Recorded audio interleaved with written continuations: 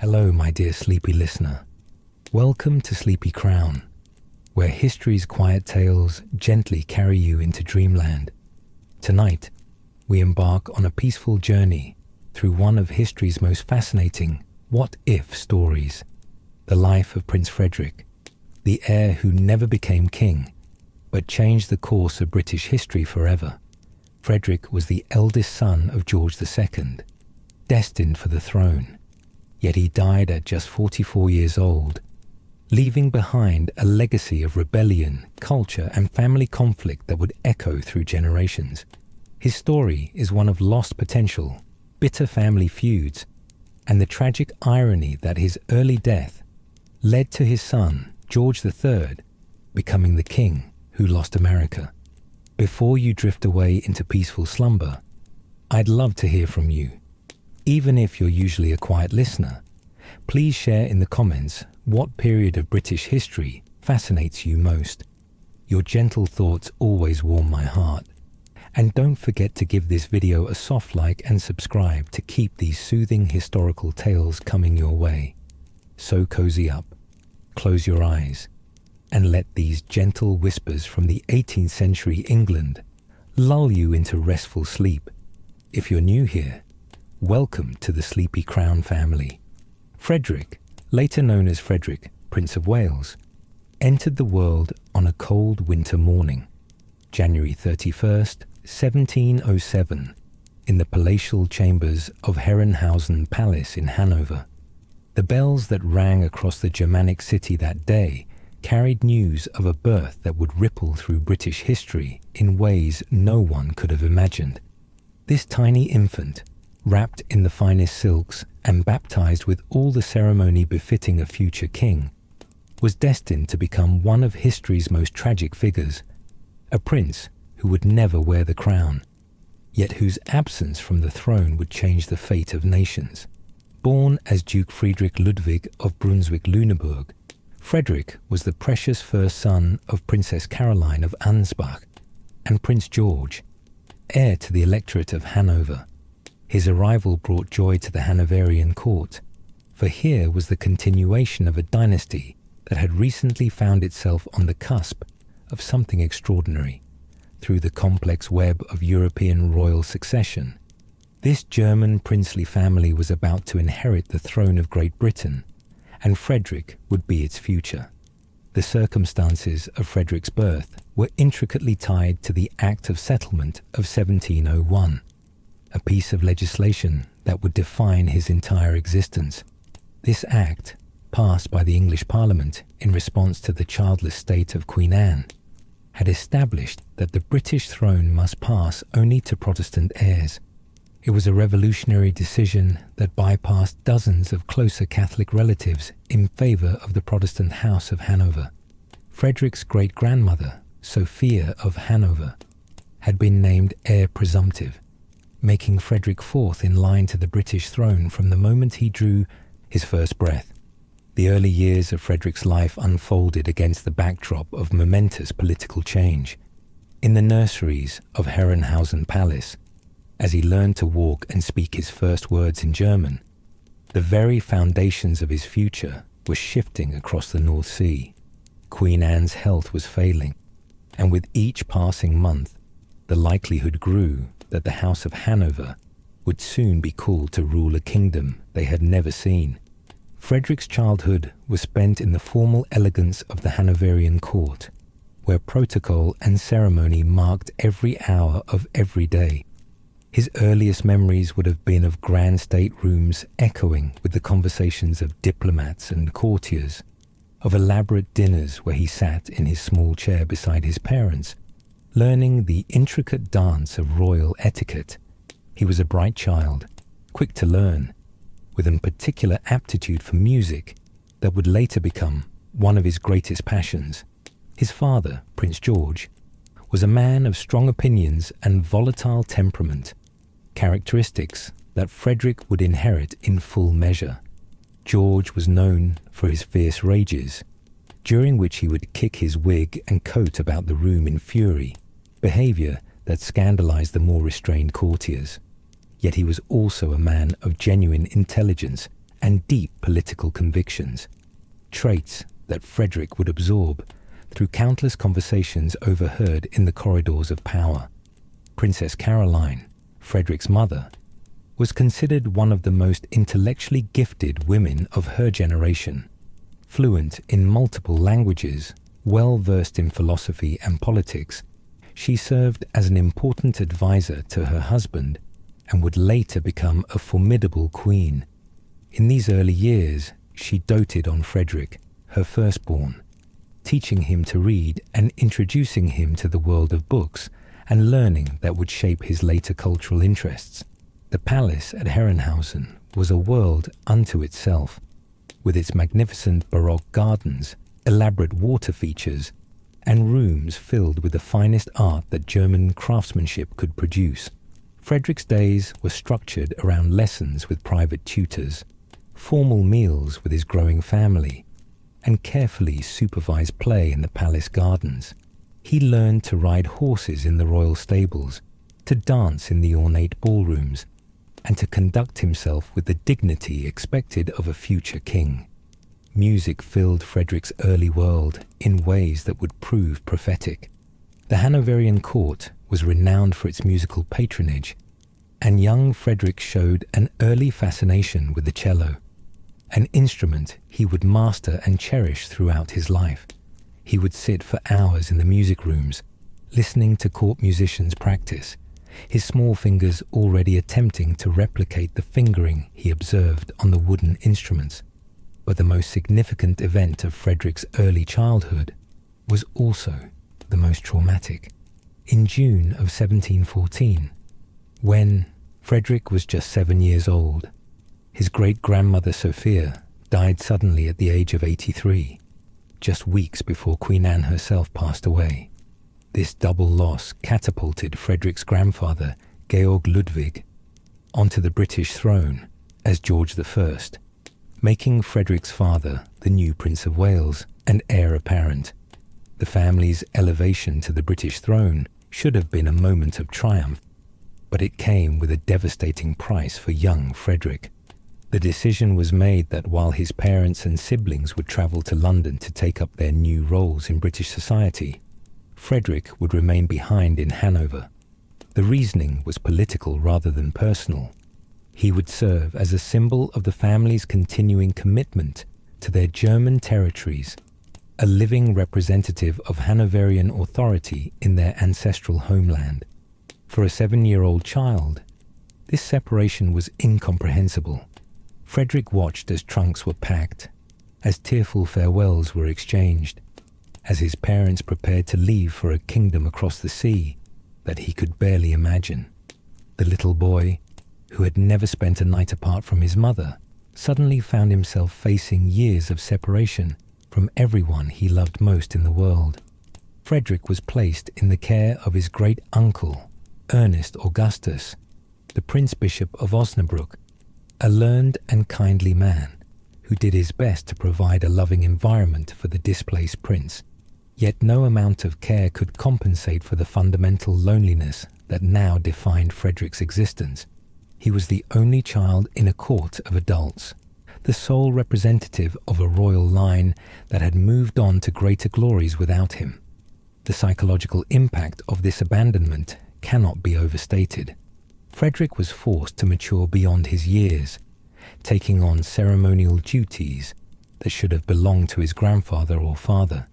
He learned to preside over court functions with a dignity remarkable in one so young. Yet beneath this composed exterior, a deep resentment began to form. He was a prince in exile from his own family, a future king cut off from the very kingdom he was meant to inherit. Letters would arrive from London, describing a world of splendor and opportunity that Frederick could only imagine. His parents wrote of Westminster Abbey, of St. James's Palace, of the green countryside of England that rolled away from London in all directions. They described his new siblings, for Caroline continued to bear children, whom Frederick would not meet for years. Each letter was a reminder of the life he was missing, the family bonds that were forming without him.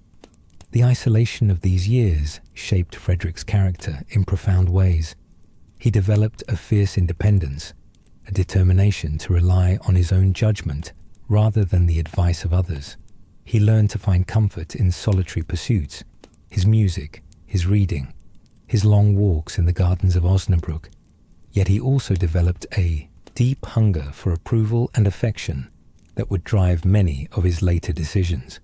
As the years passed, Frederick's situation in Hanover became increasingly symbolic rather than practical. He was a living reminder of the House of Hanover's German roots, but he was also a young man growing up in complete isolation from the British society he was meant to one day rule. He learned English from tutors, but had no opportunity to practice it with native speakers. He studied British history and law, but had no first-hand experience of British customs or politics. The teenage Frederick who emerged from this experience was a complex figure, charming and cultured, yet emotionally wounded and politically naive. He had been shaped by abandonment into someone who would spend his entire life seeking the approval and affection that had been denied him in childhood. He had also developed a keen sense of his own worth and a determination to carve out his own path, regardless of what others might expect or desire. When news finally came in 1727 that his father had become King George II and that Frederick was at last to be summoned to England, it must have felt like a miracle to the 20-year-old prince. After 14 years of separation, he would finally be reunited with the family that had left him behind as a child. He could not have known that this reunion would prove to be not the happy ending he had dreamed of, but rather the beginning of the most bitter family conflict in British royal history. The ship that carried Frederick across the North Sea in 1728 carried more than just a young prince returning home. It carried 14 years of resentment, loneliness, and dreams deferred. It carried the hopes of a young man who believed that his arrival in England would finally allow him to take his rightful place in his family and in history. Most tragically of all, it carried the seeds of a conflict that would define the rest of Frederick's life and ultimately change the course of British history in ways that no one could have foreseen. The year 1728 marked a momentous turning point, not just for Frederick personally, but for the entire trajectory of British royal history. After 14 long years of separation, the young prince who had been left behind in Hanover was finally summoned to take his place in English society. Yet what should have been a joyous family reunion instead became the beginning of one of the most bitter and destructive family feuds in royal history. King George II had been on the British throne for barely a year when he made the decision to bring Frederick to England. The political landscape had shifted significantly during Frederick's absence, and there were mounting pressures from Parliament and the British public to have the heir apparent present in the country he would one day rule. It was becoming increasingly difficult to justify why the future King of Great Britain was living as an exile in Germany. Frederick's journey from Hanover to London in the summer of 1728 was fraught with anticipation and anxiety. He was 21 years old, no longer the 7-year-old child who had watched his family depart, but a grown man who had been shaped by years of isolation and uncertainty. He spoke English with a thick German accent, having learned it only from tutors, and his understanding of British customs and society was purely academic. In many ways, he was as much a foreigner to England as any other German prince might have been. The ship that carried Frederick across the North Sea gave him ample time to contemplate the reunion that awaited him. He had not seen his parents since childhood, and his memories of them were filtered through the lens of a child's understanding. The formidable Queen Caroline, who had once been the loving mother who read to him and taught him his letters, was now one of the most powerful women in Europe. The volatile Prince George, who had become King George II, was now sovereign of a great nation. burdened with responsibilities that Frederick could barely comprehend. Perhaps most difficult of all was the knowledge that he had siblings whom he had never met. Caroline had continued bearing children after the families moved to England, and Frederick would be meeting brothers and sisters who knew him only as a distant figure from family letters. Princess Anne, Prince William, Duke of Cumberland, Princess Mary, and Princess Louise were all strangers who happened to share his blood, raised in the English court while he had grown up in German isolation. When Frederick's ship finally docked in London, the city that greeted him was unlike anything he had experienced in provincial Hanover. London, in 1728, was a bustling metropolis of over 500,000 people, 50 times larger than any city Frederick had known. The Thames was crowded with ships from across the world. The streets teemed with merchants and labourers and aristocrats, and everywhere there was the energy of a nation that saw itself as rising to global prominence. The formal ceremonies surrounding Frederick's arrival were elaborate but cold. He was received with all the protocol due to a Prince of Wales, yet there was an unmistakable distance in his parents' manner toward him. King George II was a man who had never been comfortable with emotional expression, and 14 years of separation had not softened his naturally reserved personality. Queen Caroline, despite her intellectual brilliance, had developed into a woman whose primary loyalty was to her husband's political interests, rather than to maternal sentiment. The first private meeting between Frederick and his parents, held in the state apartments of St. James's Palace, was a study in awkward formality. Here were three people who should have been intimately connected by bonds of love and shared experience, yet they were essentially strangers to one another. Frederick, desperate for acceptance and affection, found himself facing parents who viewed him primarily as a political asset, rather than as the son they had missed for 14 years. The cultural shock that Frederick experienced in those first weeks was profound. The Hanoverian court had been formal and Germanic, operating according to traditions that stretched back centuries. The English court, by contrast, was more flexible and anglicised, influenced by British parliamentary traditions and the unique character of English aristocratic society. Frederick found himself struggling not just with language barriers, but with fundamental differences in social customs and political expectations. His siblings, too, proved to be a complicated challenge. Prince William, Duke of Cumberland, had been raised as the favoured son in Frederick's absence, groomed for military leadership, and given the kind of close relationship with their parents that Frederick had always craved. The competition between the brothers was immediate and intense, fueled by William's resentment of Frederick's superior position in the succession, and Frederick's jealousy of William's favoured status with their parents. Princess Anne, who had become Princess of Orange through marriage, was cool and distant toward Frederick, having been influenced by years of her parents' complaints about their absent eldest son. The younger siblings, Mary and Louise, were more open to developing relationships with their returned brother, but even these connections were complicated by the artificial nature of their reunion. Frederick's efforts to integrate himself into English society were both touching and somewhat desperate. He threw himself into learning English customs, studying British history, and attempting to understand the complex political relationships that governed his father's reign. He patronized English artists and musicians, attended the theatre religiously, and made a point of showing enthusiasm for distinctly English pursuits. Perhaps most significantly, Frederick developed an immediate and passionate interest in cricket, the quintessentially English sport that was just reaching the height of its popularity among the aristocracy. His enthusiasm for cricket was partly genuine. He was naturally athletic and enjoyed the strategic complexity of the game, but it was also a calculated attempt to demonstrate his commitment to English culture. Cricket became one of Frederick's most effective tools for connecting with English society and distinguishing himself from his Germanic roots. The political implications of Frederick's arrival were immediately apparent to everyone at court. As an heir apparent, he represented an alternative centre of power that could potentially be used by opposition politicians seeking to challenge the current administration.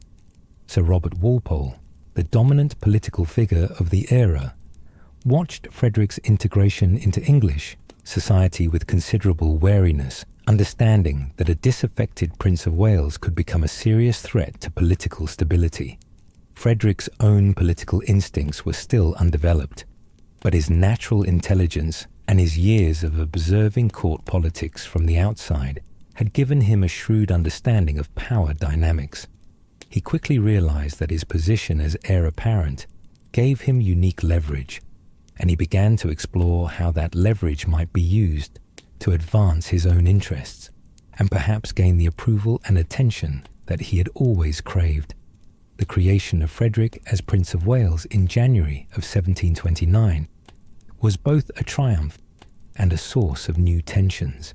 The ceremony itself was magnificent, held with all the pageantry that the British court could muster, and Frederick played his part with dignity and grace.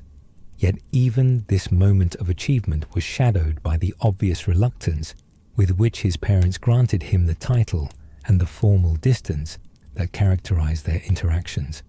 Queen Caroline's attitude toward Frederick during this period was particularly complex and troubling. Intellectually, she recognized the political necessity of having Frederick present and properly established in English society. Emotionally, however, she found herself increasingly irritated by Frederick's obvious need for affection and approval. His attempts to please her seemed to annoy rather than touch her, and she began to view him as a political liability, rather than as the son she had once cherished. King George's feelings toward Frederick were more straightforward, but equally damaging. The king had never been a man who enjoyed being challenged or questioned, and Frederick's very presence represented a reminder of his own mortality and the temporary nature of his power. Moreover, Frederick's obvious intelligence and charm made him a potential rival for public affection, something that the insecure king found deeply threatening. The financial arrangements surrounding Frederick's establishment as Prince of Wales became an immediate source of conflict. The traditional allowance for a Prince of Wales was substantial, but King George was reluctant to grant Frederick the full amount, partly out of general parsimony and partly out of a desire to maintain control over his son's activities. Frederick, meanwhile, had expensive tastes and a natural inclination toward the kind of lavish spending that was expected of royalty, creating a fundamental incompatibility that would plague their relationship for years to come. Frederick's romantic life also became a source of family tension almost immediately. As an eligible prince in his early 20s, he was naturally the object of considerable attention from ambitious families seeking advantageous marriages for their daughters. Yet every potential romance was viewed by his parents through the lens of political calculation rather than personal happiness, creating a situation where Frederick's most intimate relationships became matters of state policy. The broader English public, meanwhile, watched these family dynamics with fascination and growing sympathy for Frederick. There was something appealing about the young prince who had been separated from his family for so many years and who was now trying so hard to prove himself worthy of English affection. Frederick's obvious enthusiasm for English culture, his athletic prowess at cricket, and his genuine charm made him a popular figure, which only served to increase his parents' suspicion and resentment. As Frederick's first year in England drew to a close, the patterns that would define the rest of his life were already clearly established. He was a young man of considerable talent and potential, yet he was trapped in a family dynamic that seemed designed to frustrate his every attempt at achieving genuine acceptance and affection. His parents viewed him with suspicion and irritation. His siblings were influenced by this hostility, and every aspect of his life was filtered through political considerations rather than personal relationships. The tragedy of Frederick's situation was becoming apparent to everyone who observed the royal family closely. Here was a prince who should have been the pride and joy of his parents, the heir who would carry forward their dynasty and their achievements. Instead, he was becoming an increasingly isolated figure, desperate for approval, yet seemingly doomed to provoke irritation and resentment with every attempt to please those he loved most. The seeds of the great conflict that would define Frederick's life and ultimately alter British history were already sprouting in the drawing rooms of St. James's Palace. A young man who had spent 14 years yearning for his family's love had discovered that love was not something that could be commanded or earned through good behavior. Instead, he found himself in a situation where his very existence seemed to be a source of annoyance to the people whose approval he craved most desperately. The transformation of Frederick from eager to please returning son to determined political opponent did not happen overnight, but rather evolved through a series of increasingly bitter confrontations that revealed the fundamental incompatibility between his aspirations and his parents' expectations. By 1730, just 2 years after his return to England, Frederick had begun to understand that gaining his parents' affection through compliance and good behavior was an impossible dream, and he started to explore alternative paths to significance and influence. The financial disputes that had begun almost immediately upon Frederick's arrival in England became the primary battleground for this emerging conflict. The allowance granted to Frederick upon his creation as Prince of Wales was substantial by most standards, £50,000 per year, a sum equivalent to millions in today's currency. Yet it was insufficient for the lifestyle that Frederick believed was appropriate to his position and that his parents themselves enjoyed. More importantly, Frederick recognized that financial dependence was a form of political control, and he began to push for the kind of independence that would allow him to operate as his own political entity. Frederick's natural intelligence had been sharpened by years of observation and reading, and he quickly grasped the essential dynamics of 18th century British politics. Power was distributed among a complex web of aristocratic families, parliamentary factions, and court circles, all of which were held together by patronage, personal relationships, and shared interests. Sir Robert Walpole, the first minister who dominated this system, maintained his position through careful management of these relationships and through his unique ability to navigate the competing interests of king, parliament, and aristocracy. What Frederick understood, with an insight that surprised even his critics, was that his position as heir apparent gave him a unique form of leverage in this system. Opposition politicians who were frustrated by Walpole's dominance needed a legitimate focal point around which to organize their resistance, and a disaffected Prince of Wales provided exactly that legitimacy. Frederick also realized that his parents' obvious dislike of him could actually be turned to his political advantage, as it demonstrated his independence from the current administration and made him more credible as a leader of opposition. The house on Leicester Square that Frederick took as his primary residence became the symbol and centre of this emerging opposition movement. Leicester House, as it came to be known in political circles, was strategically chosen for both its practical advantages and its symbolic significance. The house was large enough to accommodate the kind of formal entertainments that were essential to 18th century political networking. Yet it was separate from the royal palaces where his parents held court, allowing Frederick to create his own independent social and political environment. More importantly, Leicester House carried historical resonance that Frederick's supporters found compelling. It had previously served as the residence of his own father during the period when George, as Prince of Wales, had been estranged from George I. The idea that each generation of Hanoverian princes seemed destined to conflict with their fathers became a recurring theme in the political discourse of the time, and Frederick deliberately embraced this pattern as a way of legitimizing his own opposition activities. The politicians who began to gather around Frederick at Leicester House represented a fascinating cross-section of 18th century political talent. Some were ambitious young men who saw association with the heir apparent as a path to future advancement when Frederick eventually became king.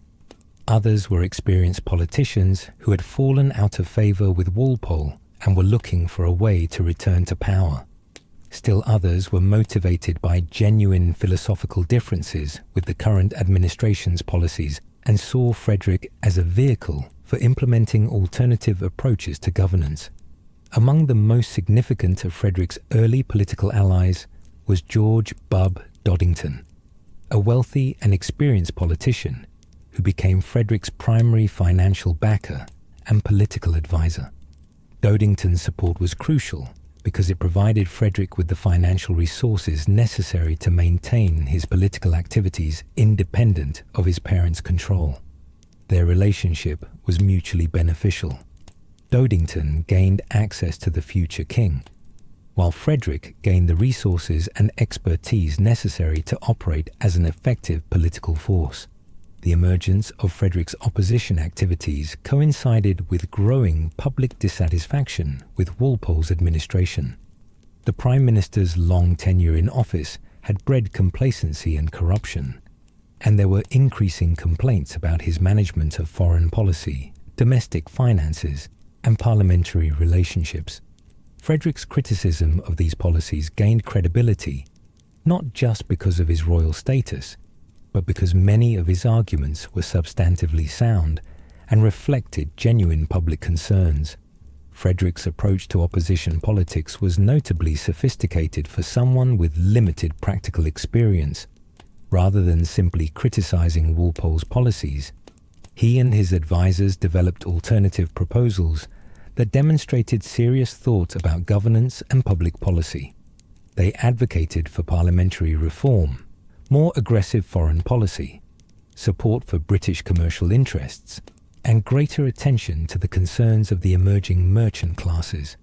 These positions were carefully crafted to appeal to groups that felt underrepresented by the current administration, while avoiding radical proposals that might alienate moderate opinion. The cultural and social activities centered around Leicester House became an important complement to Frederick's political work. He deliberately patronized artists, musicians, and writers who were associated with opposition politics, creating a kind of alternative cultural establishment that challenged the court-sponsored arts. This cultural patronage was not merely decorative, it was a sophisticated form of political communication that helped to create and disseminate the ideas and values that Frederick wanted to associate with his eventual reign. Frederick's support for the opera of the nobility, established in direct competition with Handel's Royal Academy of Music, exemplified this approach.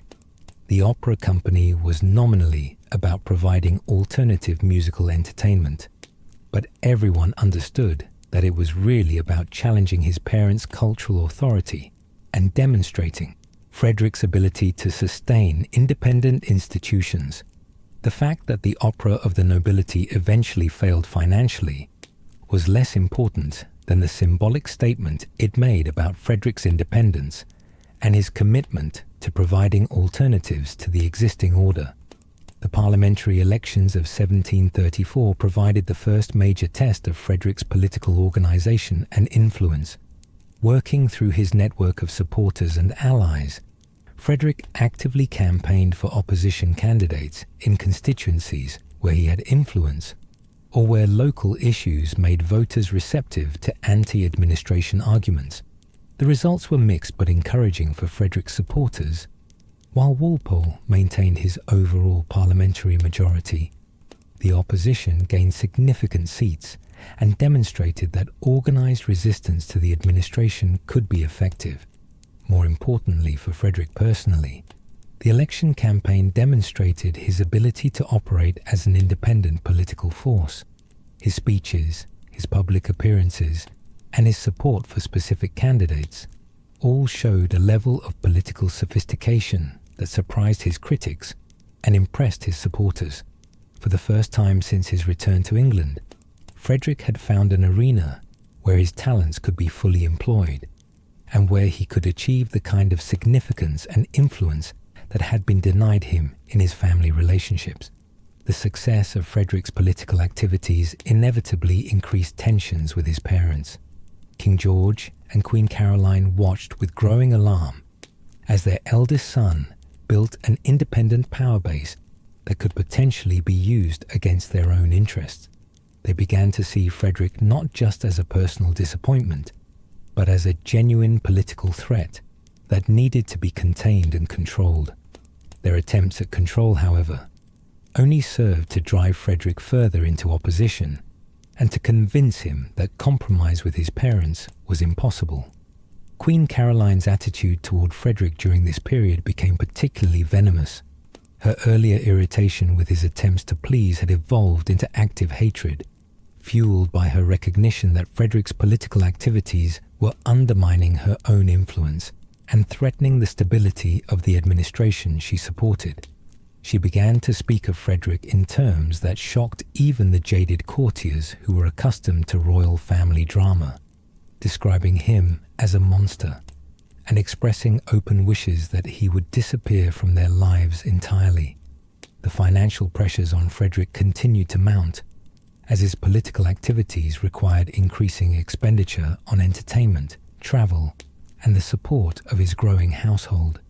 His parents' refusal to increase his allowance was motivated partly by genuine concern about royal finances, but increasingly by a desire to limit his political effectiveness by restricting his resources.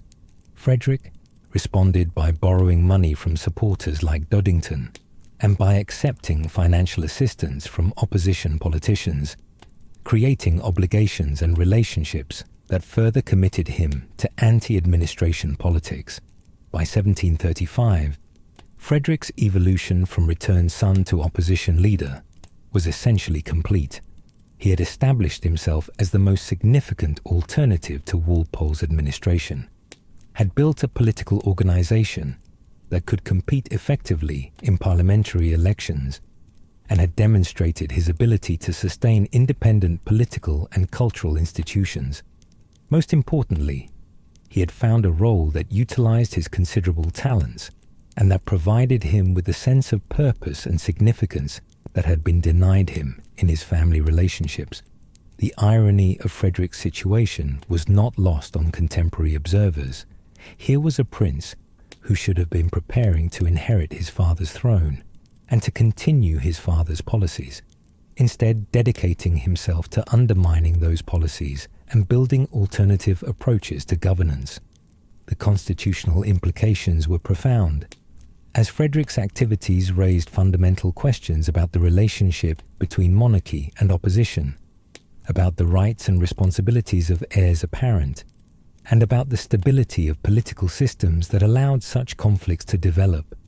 What Frederick had achieved by the mid-1730s was the creation of what amounted to a shadow government, complete with alternative policies, alternative cultural institutions, and alternative sources of legitimacy.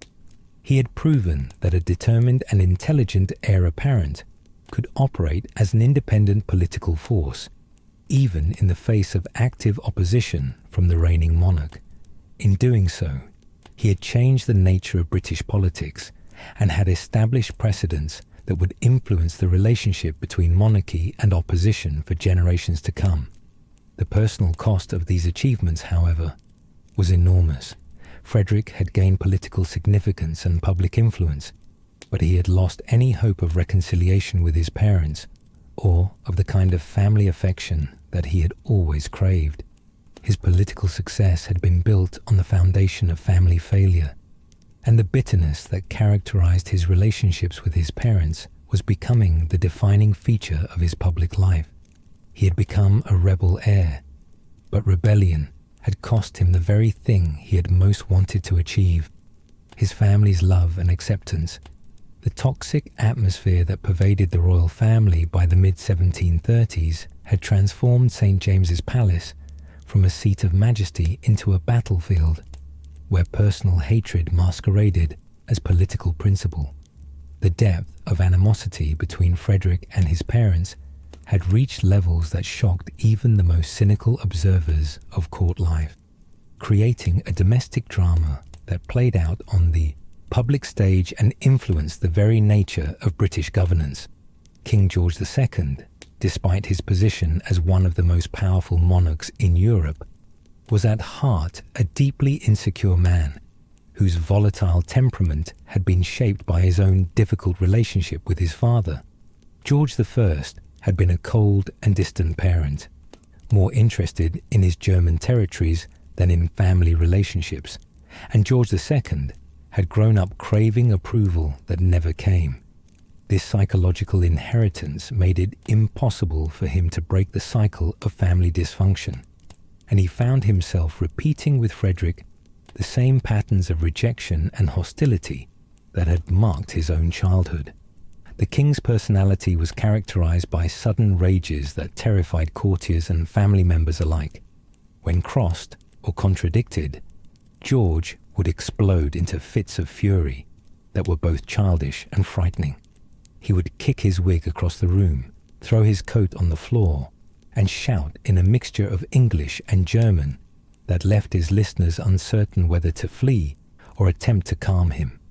These tantrums became more frequent as Frederick's opposition activities gained strength, and the mere mention of his eldest son's name was enough to trigger hours of ranting about ingratitude, disloyalty, and filial disobedience. What made George's hatred of Frederick particularly destructive was its public nature. The king made no attempt to conceal his feelings from courtiers, foreign ambassadors, or political figures, creating a situation where Frederick's exclusion from his father's affection became a matter of international diplomatic interest. European courts watched the British royal family drama with fascination and concern, understanding that the stability of important alliances might be affected by these personal conflicts. George's preference for his second son, William, Duke of Cumberland, was both obvious and deliberate. Cumberland, unlike Frederick, had been raised in England from birth and had never known any life other than that of an English prince. He was blunt, military-minded, and completely loyal to his parents' political interests, making him everything that George wished Frederick could be. The king's favoritism toward Cumberland was intended partly to punish Frederick for his independence, and partly to provide an alternative heir who might somehow replace Frederick in the succession. The constitutional implications of George's obvious preference for Cumberland were deeply troubling to anyone who understood the principles of hereditary monarchy. The succession to the British throne was governed by law, not by royal preference, and Frederick's position as heir apparent could not be altered by his father's personal feelings. Yet George's behavior suggested that he was at least considering the possibility of finding some way to bypass Frederick in favor of Cumberland, a prospect that would have created a constitutional crisis. Unprecedented magnitude. Queen Caroline's role in the family conflict was even more destructive than her husband's, because her hatred of Frederick was more calculated and more systematically expressed. Caroline was one of the most intelligent and politically sophisticated women of her era, fluent in multiple languages, well-read in philosophy and history, and deeply involved in the practical business of governance. Her antipathy toward Frederick was not the product of momentary anger or political disagreement, but rather a carefully considered judgment that Frederick represented a fundamental threat to everything she valued and worked to achieve. Caroline's famous description of Frederick as the greatest ass, the greatest liar, the greatest canaille, and the greatest beast in the whole world was not spoken in a moment of anger, but was a deliberate and public statement of her position. She genuinely believed that Frederick was not merely disappointing or misguided, but actively evil, a monster whose very existence was a source of contamination for the royal family and the British state. This level of maternal hatred was unprecedented in British royal history and created a family dynamic that bordered on the pathological. The Queen's intellectual gifts made her hatred of Frederick particularly effective because she was able to articulate sophisticated justifications for her feelings. She argued that Frederick's political activities were constitutionally dangerous, that his opposition to Walpole's administration threatened the stability of British government, and that his personal behaviour demonstrated fundamental character flaws that made him unfit for kingship. These arguments were not entirely without merit, but they were clearly motivated more by personal animosity than by objective political analysis. Caroline's influence over her husband was profound, and she used that influence consistently to reinforce and intensify George's natural antipathy toward Frederick. She served as a kind of emotional amplifier, taking George's momentary irritations with Frederick and transforming them into permanent grudges. Her ability to present personal hatred in the language of political principle made it easier for George to justify his treatment of Frederick and to resist any impulses toward reconciliation that he might occasionally feel. The court atmosphere created by this royal family hatred was toxic for everyone who had to navigate it. Courtiers found themselves forced to choose sides in a conflict that could affect their careers and their personal relationships for decades. Foreign ambassadors had to develop strategies for maintaining relationships with both the current king and the future king, knowing that any mistake in this delicate balance could have serious diplomatic consequences. Political figures found their own relationships with the royal family complicated by the need to consider not just current political realities, but futures, possibilities that might result from Frederick's eventual accession. The servants and household members who worked most closely with the royal family were perhaps most affected by the poisonous atmosphere. They were privy to private conversations and intimate moments that revealed the full extent of the family's dysfunction, yet they were powerless to escape or to influence the situation. Many long-time royal servants found the experience so disturbing that they sought employment elsewhere, preferring the uncertainty of new positions to the psychological toll of serving in a household characterized by such profound hatred. Frederick's siblings found themselves caught in an impossible situation, forced to choose between loyalty to their parents and natural affection for their brother.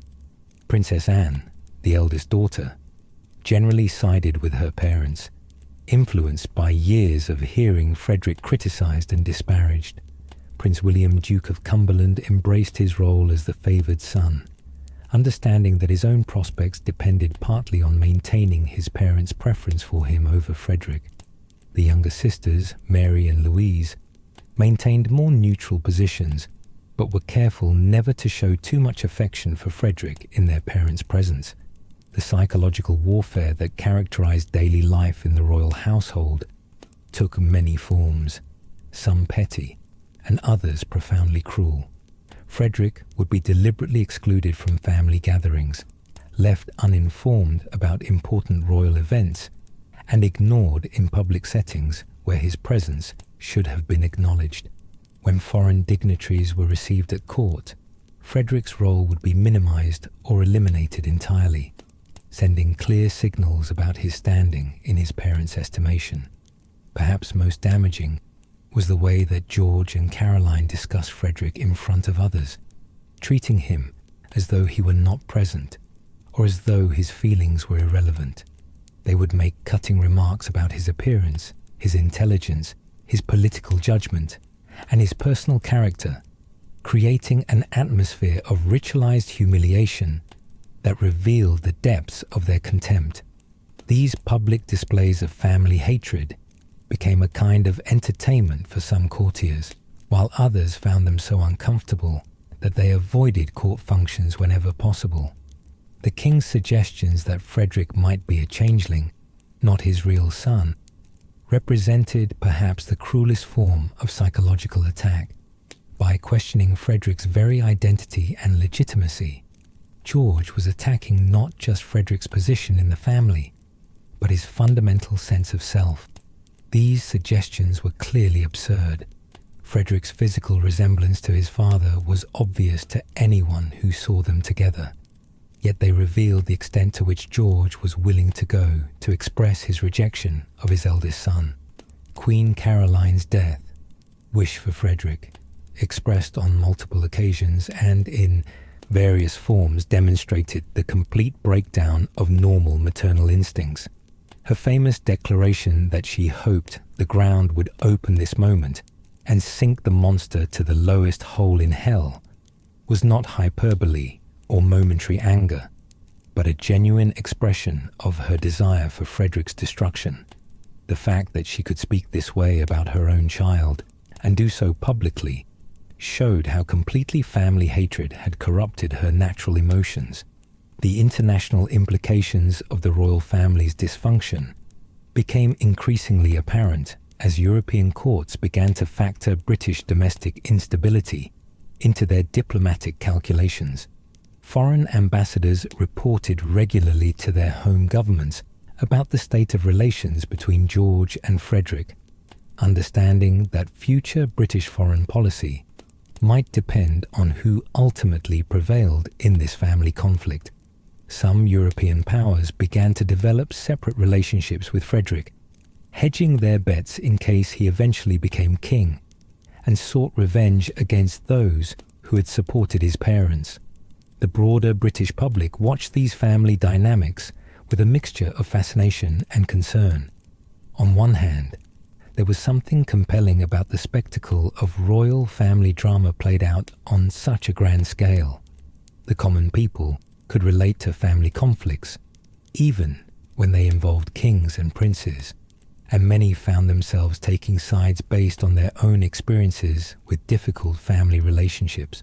Frederick's obvious pain and his parents' obvious cruelty generated considerable public sympathy for the Prince of Wales. On the other hand, thoughtful observers understood that family dysfunction at the highest levels of government posed serious risks to political stability.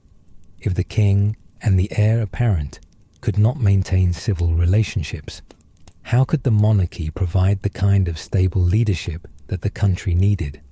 The spectacle of royal family hatred was entertaining, but it was also deeply disturbing to those who valued constitutional government and political order. The literary and artistic community found rich material in the royal family's conflicts, producing satirical works, political cartoons, and dramatic pieces that commented on the situation while maintaining enough ambiguity to avoid charges of treason. These cultural productions helped to shape public opinion about the conflict and provided outlets for political commentary that would have been dangerous if expressed more directly. Frederick's own patronage of opposition artists and writers created alternative cultural channels that challenged the court's control over public discourse. The religious implications of the family conflict were also significant in an era when royal behavior was seen as having moral significance for the entire nation. The Church of England found itself in the awkward position of having to preach about family duty, filial obedience, and Christian forgiveness, while the royal family provided such a spectacular example of how not to conduct family relationships. Some clergy addressed the issue indirectly through sermons about domestic harmony, while others simply avoided the topic entirely. Frederick's own psychological response to this sustained family hostility was complex and psychologically sophisticated.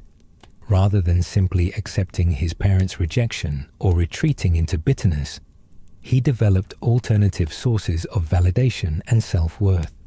His political activities, his cultural patronage, and his cultivation of public support all served as substitutes for the family approval that he could never achieve. Yet the emotional cost of this strategy was enormous, and those who knew Frederick well could see the pain that he carried beneath his public confidence and charm. The strategic calculations that governed Frederick's behavior during this period showed remarkable emotional intelligence and political sophistication. He understood that direct confrontation with his parents would only confirm their criticisms of him and would damage his public standing. Instead, he adopted a strategy of dignified restraint, allowing his parents' obviously unreasonable behavior to speak for itself while maintaining his own public image as a dutiful son who was simply trying to serve his country despite family difficulties. This approach proved remarkably effective in generating public support for Frederick and criticism of his parents. The more unreasonable George and Caroline appeared in their treatment of Frederick, the more sympathetic Frederick became in the public eye. His restraint and dignity in the face of obvious mistreatment reinforced his image as a responsible future king who was being unfairly persecuted by petty and vindictive parents. The court of enemies that Frederick had to navigate daily was a masterclass in psychological survival under extreme pressure. Every social interaction was fraught with potential dangers. Every public appearance required careful calculation of appropriate behavior, and every private moment was shadowed by the knowledge that family relationships that should have provided comfort and support were instead sources of pain and conflict. The fact that Frederick not only survived this environment, but managed to thrive and build effective political opposition demonstrated remarkable personal resilience and strategic intelligence. Yet the ultimate tragedy of this situation was its complete unnecessariness. Frederick was genuinely talented, politically astute, and personally charming. Exactly the kind of heir that any rational monarch would have been proud to claim. His political opposition was largely reactive, developed in response to his parents' rejection, rather than from any fundamental disagreement with monarchical principles. Had George and Caroline been able to overcome their personal antipathy and work with Frederick rather than against him, the entire course of British history might have been different. Instead, they created a dynamic of conflict that served no one's interests and that ultimately weakened the monarchy as an institution. By the late 1730s, the spectacle of royal family hatred had become one of the most significant political factors in British domestic politics, influencing everything from parliamentary elections to foreign policy decisions.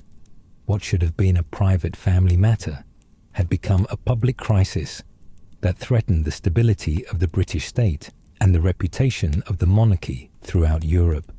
The romantic life of Frederick, Prince of Wales, unfolded against the backdrop of his increasingly bitter relationship with his parents, transforming what should have been personal matters of the heart into high-stakes political dramas that would have lasting consequences for British royal protocol and European diplomatic relationships. In an era when royal marriages were primarily political alliances rather than personal choices, Frederick's romantic entanglements became yet another battleground where family hatred expressed itself through matters of state policy.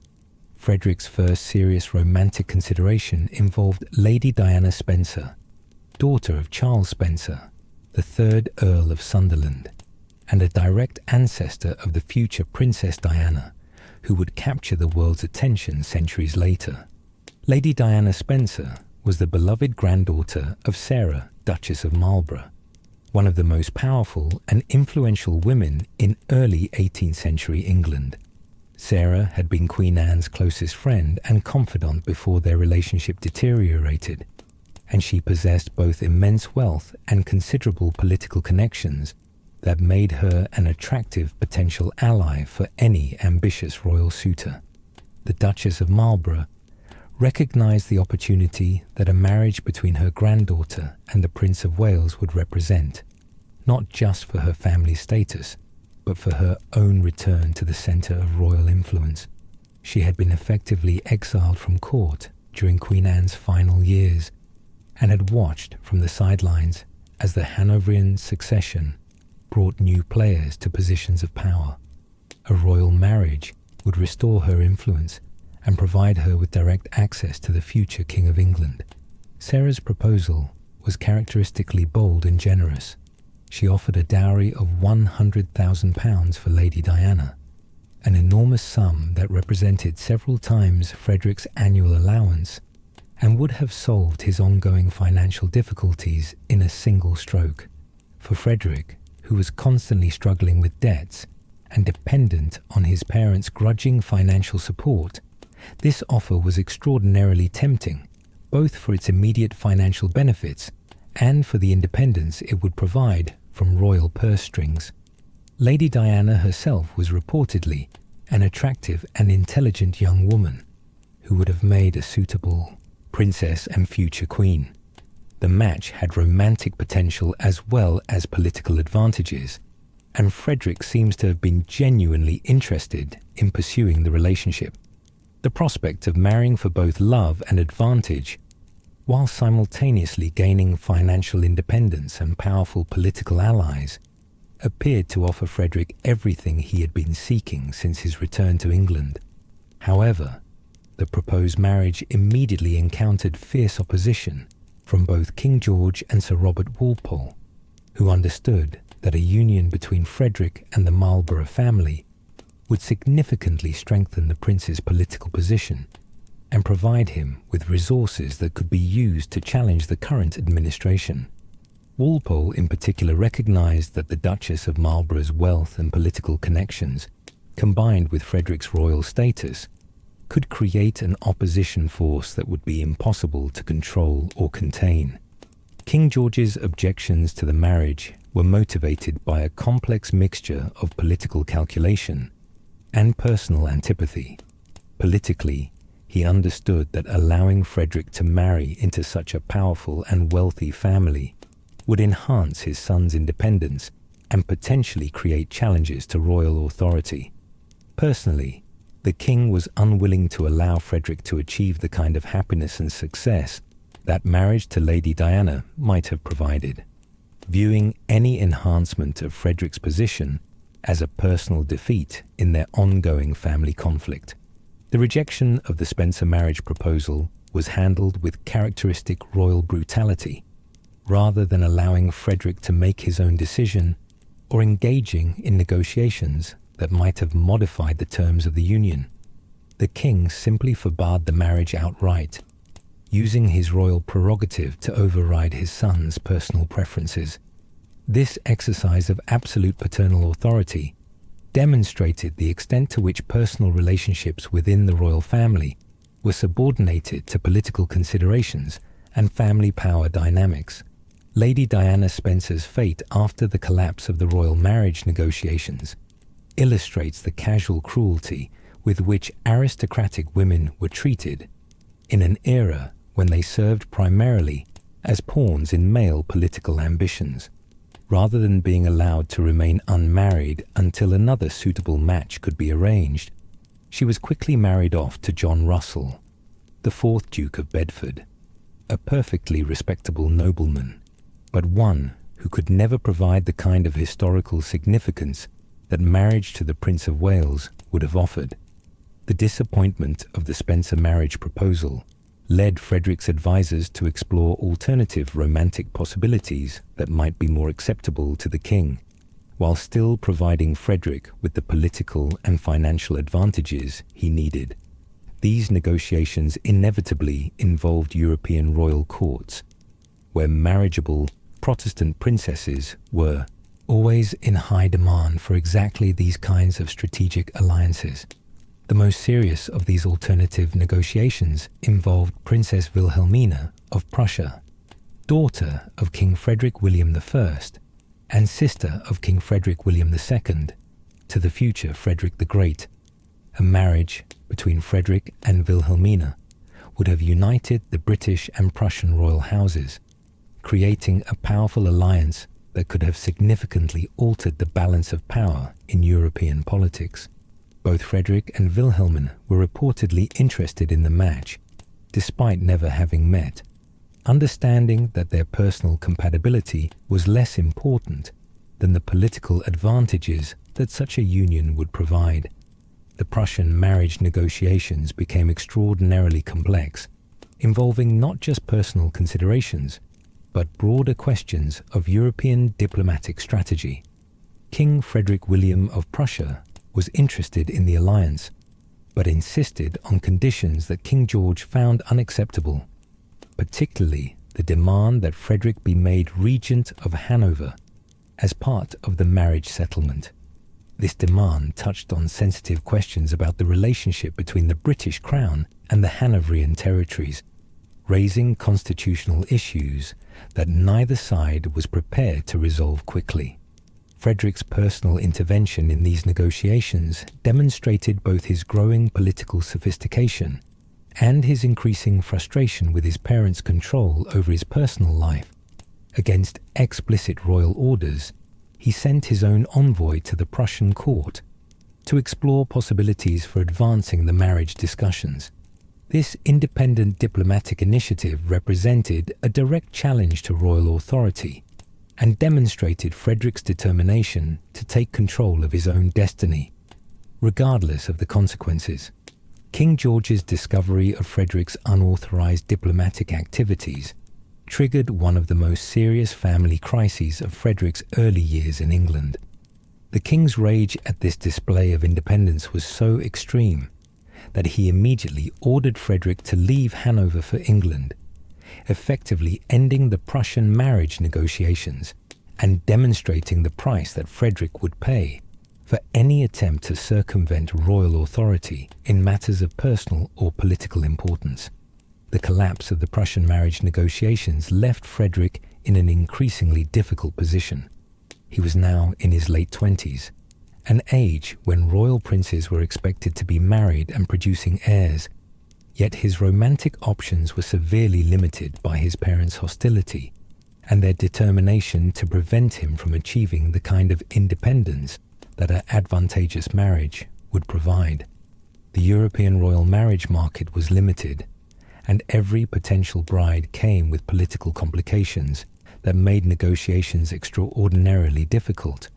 It was against this background of romantic disappointment and political frustration that the possibility of marriage to Princess Augusta of Saxe-Gotha emerged. Augusta was the daughter of Duke Frederick II of Saxe-Gotha, a minor German principality that posed no political threat to British interests and offered no significant diplomatic advantages. She was young, Protestant, and reportedly attractive, but she brought neither great wealth nor powerful political connections to the proposed union. From King George and Queen Caroline's perspective, Princess Augusta represented the ideal royal bride for Frederick, someone who would fulfill the dynasty's need for royal heirs, without providing Frederick with additional resources or political advantages that he might use against his parents' interests. Augusta's relative youth and political inexperience meant that she was unlikely to become an independent political force, and her family's minor status ensured that the marriage would not create new diplomatic complications or opposition alliances. For Frederick, the prospect of marriage to Augusta represented both an opportunity and a compromise. On one hand, marriage would provide him with the personal companionship and domestic stability that he had been seeking, and it would allow him to begin building the family dynasty that was expected of royal heirs. On the other hand, Augusta's lack of political connections and financial resources meant that the marriage would not solve his ongoing problems with independence and political effectiveness. The negotiations for Frederick's marriage to Augusta proceeded with unusual speed and efficiency, largely because none of the parties involved had strong objections to the proposed union. King George was satisfied that the marriage would not enhance Frederick's political position. Queen Caroline was pleased that Frederick would be settling for a bride who was significantly less advantageous than Lady Diana Spencer or Princess Wilhelmine would have been, and Frederick himself was ready to accept whatever marriage his parents would approve, rather than remain unmarried indefinitely. Princess Augusta's journey from the minor German court of Saxe-Gotha to the grandeur of London represented one of the most dramatic social transformations imaginable in 18th century Europe. She was just 16 years old when she arrived in England, speaking very little English and completely unprepared for the complex political and social environment that she was about to enter. Her innocence and vulnerability would prove to be both charming and problematic as she navigated the treacherous waters of British royal family dynamics. The wedding ceremony itself, held on April 27, 1736, at the Chapel Royal in St. James's Palace, was a magnificent display of royal pageantry that temporarily masked the underlying tensions that characterized Frederick's family relationships. Queen Caroline served as translator during the ceremony, helping Augusta understand the English words of the marriage service, a touching gesture that suggested at least the possibility of better family relationships in the future. George Friedrich Handel, despite the ongoing competition between his Royal Academy of Music and Frederick's Opera of the Nobility, composed a special wedding anthem titled "Sing Unto God" for the ceremony, demonstrating the complex ways in which artistic patronage intersected with political loyalty in the royal court. The wedding was also marked by rival opera performances, Handel's Atalanta and Nicola Porpora's La Festa di Mineo, that reflected the continuing cultural competition between Frederick's court and his parents' establishment. The early months of Frederick and Augusta's marriage were marked by genuine happiness and domestic tranquility that provided a welcome respite from the political and family conflicts that had dominated Frederick's life since his return to England. Augusta proved to be an intelligent and adaptable young woman who quickly learned English and began to understand the complex political environment that surrounded her new husband. Frederick, for his part, discovered the pleasures of domestic life and began to envision a future that might include both personal happiness and political achievement.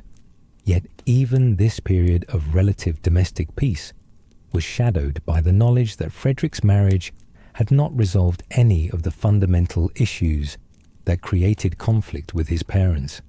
If anything, Augusta's pregnancy and the prospect of royal grandchildren added new dimensions to the family tensions, as questions about protocol, precedence, and control over the next generation began to emerge. The happiness that Frederick found in his marriage would soon become another source of conflict with parents who seemed determined to find fault with every aspect of his life and choices. The stage was being set for the most dramatic confrontation yet in the ongoing war between Frederick and his parents, a crisis that would center around the birth of his first child, and that would finally destroy any remaining possibility of family reconciliation. What should have been a moment of joy and celebration, the arrival of a new heir to the British throne, would instead become the trigger for a family conflict so severe that it would alter the fundamental dynamics of the British monarchy and create precedents that would influence royal protocol for generations to come. The summer of 1737 brought with it the promise of new life to the royal family. As Princess Augusta's pregnancy progressed toward what should have been a moment of celebration and family unity, instead, the approaching birth of Frederick's first child became the catalyst for the most dramatic and destructive confrontation in the already troubled relationship between the Prince of Wales and his parents, a crisis that would permanently alter the dynamics of the British royal family and establish precedents that would influence royal protocol for centuries to come. The announcement of Augusta's pregnancy should have been a joyous occasion that temporarily healed the rifts within the royal family, as grandchildren often have the power to soften even the most bitter family disputes. In most royal families, the prospect of a new heir would have brought parents and children together in anticipation of continuing the dynasty and securing the succession. However, The toxic atmosphere that had poisoned the relationships between Frederick and his parents meant that even this most natural of family celebrations became another opportunity for conflict and manipulation. King George and Queen Caroline's reaction to news of the pregnancy was characteristically complex and problematic. While they understood the political necessity of royal heirs and the constitutional importance of securing the succession, they also viewed the pregnancy as potentially enhancing Frederick's status and independence in ways that they found threatening. A successful birth would confirm Frederick's role as the father of the next generation and would give him additional legitimacy in his political opposition activities. More troubling still was the way that the pregnancy immediately became entangled in questions of protocol, precedence, and control that reflected the deeper power struggles within the royal family. Royal births in the 18th century were not private family matters, but public events of constitutional significance, with elaborate protocols governing every aspect of the process, from the announcement of pregnancy through the christening of the child. These protocols existed to ensure the legitimacy of royal heirs and to maintain the dignity and authority of the monarchy as an institution. The traditional protocol for royal births required that senior members of the royal family be present to witness the actual delivery, serving as official confirmation that the child was indeed the legitimate offspring of the royal parents. This requirement existed to prevent any possibility of supposititious children, babies who might be substituted for stillborn or deceased legitimate heirs in order to ensure the succession. While such substitutions were probably rare in practice, the protocol of witnessed births was considered essential to maintaining public confidence in the legitimacy of the royal line. Frederick understood perfectly well that allowing his parents to witness Augusta's delivery would give them a degree of control over the birth process that he found intolerable. After years of conflict and humiliation, the prospect of having his most intimate family moment subjected to his parents' critical observation was deeply offensive to his sense of dignity and independence. Moreover, he recognized that any complications during the birth might be used by his parents as evidence of his inadequacy or poor judgment. The solution that Frederick devised to this dilemma was characteristically bold and deliberately provocative. Rather than submit to the traditional protocol that would have given his parents control over the birth process, he decided to take control of the situation himself by ensuring that the birth would occur at a time and place of his choosing, without his parents' knowledge or presence. This decision represented a direct challenge to royal authority, an established precedent, but Frederick was beyond caring about such considerations. The deception began with Frederick's announcement to his parents that Augusta was expected to give birth in October, when in fact her due date was much earlier in July. This deliberate misinformation was designed to ensure that King George and Queen Caroline would not be prepared for the actual birth and would therefore be unable to assert their traditional prerogatives as grandparents and senior royals. The lie was risky because it could easily be discovered, but Frederick was committed to maintaining control over the birth process regardless of the consequences. As Augusta's actual due date approached in July, Frederick made preparations for what would become one of the most dramatic events in royal history. He arranged for loyal servants to be on constant alert, prepared coaches for rapid transportation, and developed detailed plans for moving Augusta from Hampton Court Palace, where the royal family was spending the summer, to St. James's Palace in London, where he wanted the birth to occur. These preparations had to be made in complete secrecy, as any advance warning would have allowed his parents to interfere with his plans. The night of July 31st, 1737, began quietly at Hampton Court Palace, with no indication of the drama that was about to unfold. Augusta had been experiencing labor pains throughout the day, but Frederick had managed to conceal this fact from his parents and the court officials, who would normally have been notified of such developments. As the labour intensified during the evening hours, Frederick made the decision to implement his carefully planned deception. What happened next was unprecedented in the history of the British monarchy.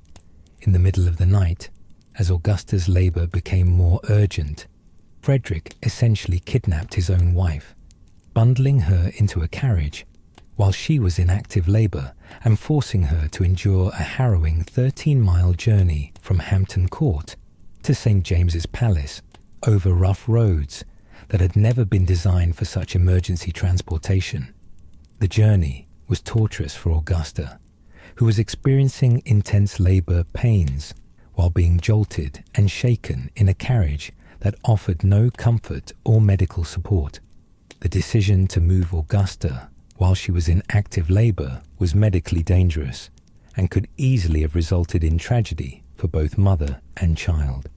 18th century medical knowledge about childbirth was limited, and complications during delivery often resulted in death for mothers, children, or both. By choosing to transport Augusta during labour, rather than allow the birth to occur at Hampton Court with proper medical supervision, Frederick was risking the lives of his wife and child in order to score a political point against his parents. The midnight carriage ride became the stuff of legend, representing either Frederick's determination to assert his independence or his reckless disregard for his family's safety, depending on one's perspective. The image of a princess in labour being transported through the darkness of the English countryside in order to escape royal protocol captured the public imagination and became symbolic of the lengths to which the royal family conflict had progressed. It was both romantic and horrifying, a gesture of defiance that carried potentially tragic consequences. The arrival at St. James's Palace in the early hours of August 1st was chaotic and dangerous. Augusta was immediately taken to a hastily prepared chamber where she gave birth to a daughter, later named Princess Augusta, with minimal medical supervision and in circumstances that were far from ideal for either mother or child. The birth was successful, but it easily could have resulted in disaster, and the risks that Frederick had taken became apparent to everyone involved in the situation. Meanwhile, back at Hampton Court Palace, King George and Queen Caroline woke to discover that their daughter-in-law had disappeared in the middle of the night and had given birth to their first grandchild without their knowledge or presence.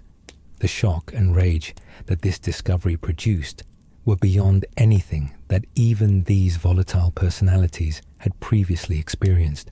Frederick had not just violated protocol, he had committed what amounted to an act of royal kidnapping and had deliberately excluded his parents from one of the most important events in the royal family's recent history.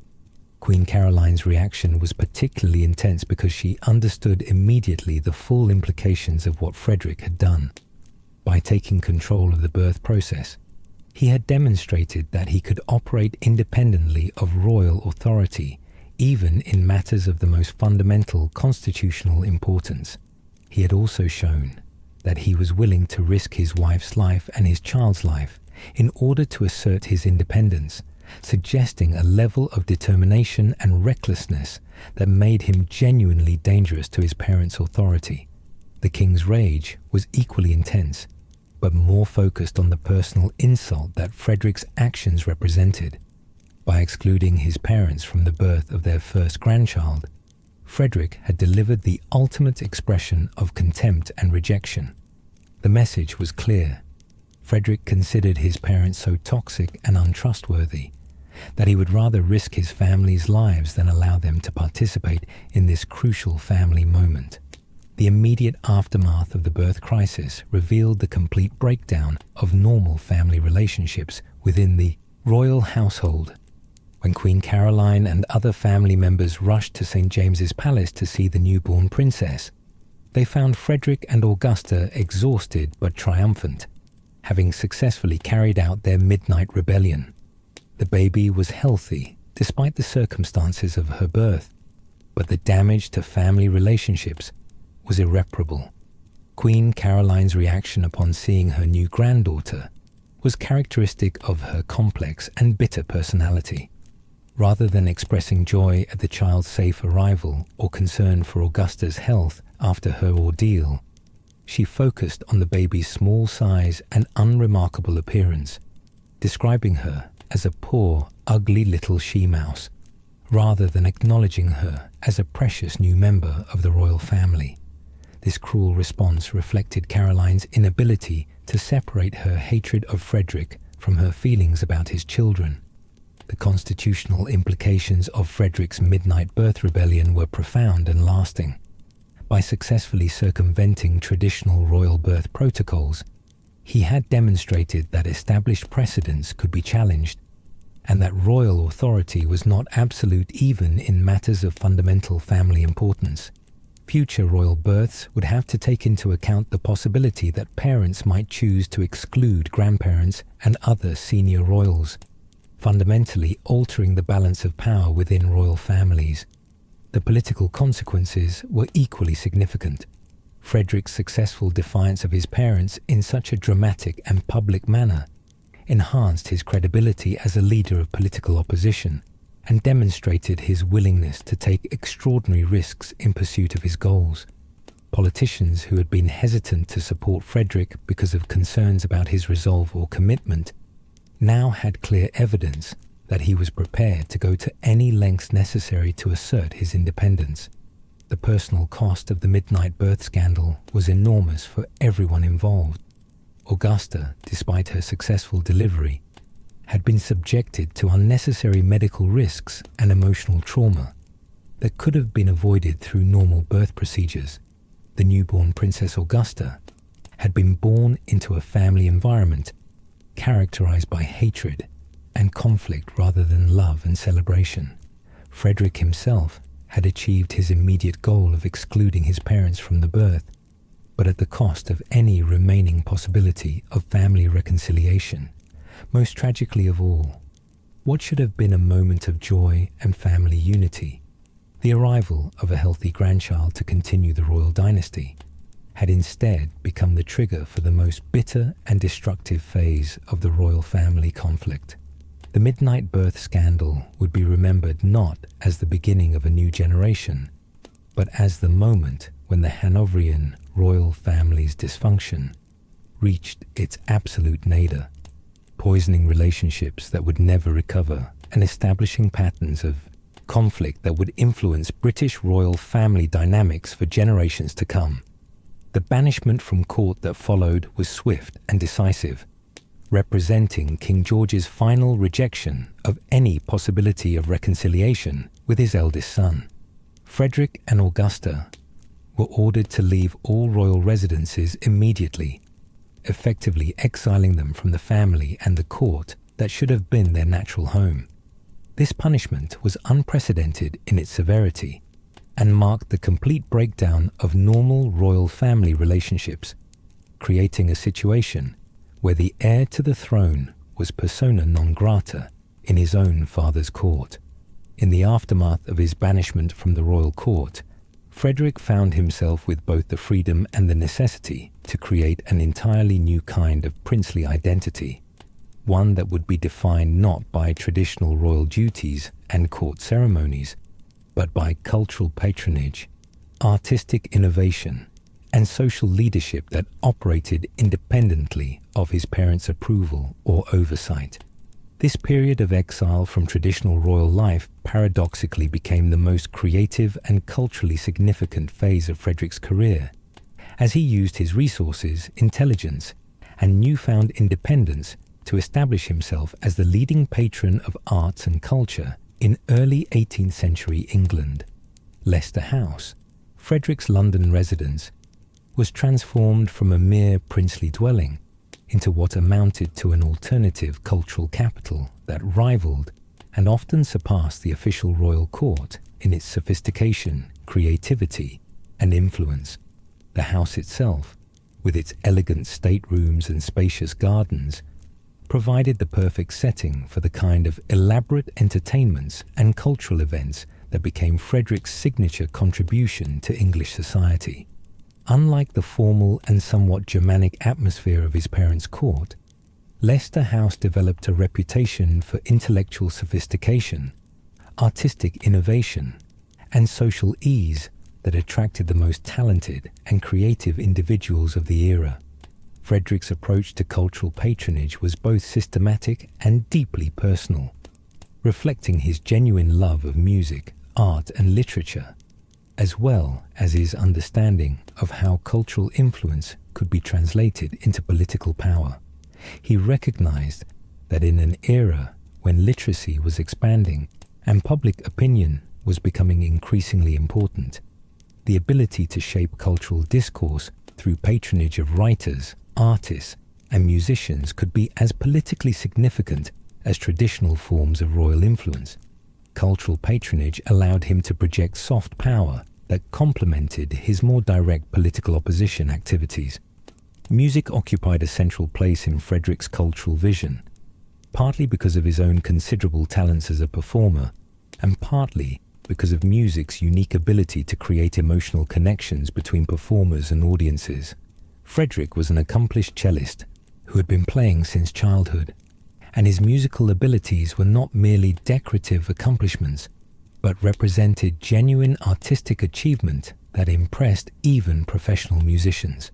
His practice sessions at Leicester House became informal concerts that attracted other amateur and professional musicians, creating a musical community that centered around the prince's own participation. The establishment of the Opera of the Nobility in 1733 represented Frederick's most ambitious and controversial cultural initiative, a direct challenge to the musical establishment that his parents supported, and a demonstration of his ability to sustain independent cultural institutions. The opera company was positioned as an alternative to George Friedrich Handel's Royal Academy of Music, which enjoyed official royal patronage and dominated London's operatic scene.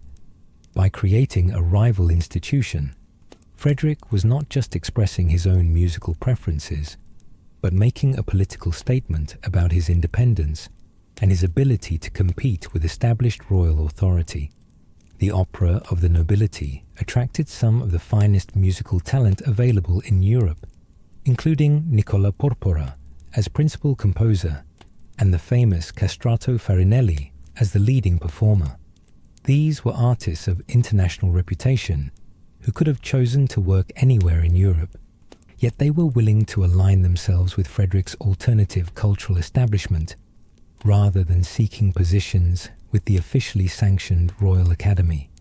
Their participation demonstrated that Frederick's cultural institutions were competitive with the best that his parents' court could offer. Farinelli's performances for the Opera of the Nobility became legendary events that drew audiences from across European high society. The Castrato's extraordinary vocal abilities, combined with the sophisticated musical arrangements that Porpora created specifically for Frederick's company, represented opera at its finest and most emotionally powerful. These performances were not just entertainment, but cultural events that established Frederick's court as a center of artistic excellence that could rival anything available elsewhere in Europe. The competition between Frederick's Opera of the Nobility and Handel's Royal Academy became a kind of cultural war that reflected the broader political conflicts within the royal family. Audiences, critics, and performers were forced to choose sides not just based on artistic preferences, but on political loyalties, creating a situation where attendance at opera performances became a form of political statement. Frederick's supporters made a point of attending Opera of the Nobility productions while avoiding Handel's performances, while his parents' supporters did the reverse. Yet Frederick's relationship with Handel himself was more complex and nuanced than the institutional competition might suggest. Despite their professional rivalry, Frederick maintained personal respect for Handel's genius and continued to commission works from him for special occasions. Handel's composition of the wedding anthem Sing Unto God for Frederick's marriage to Augusta demonstrated that artistic appreciation could transcend political divisions, at least temporarily.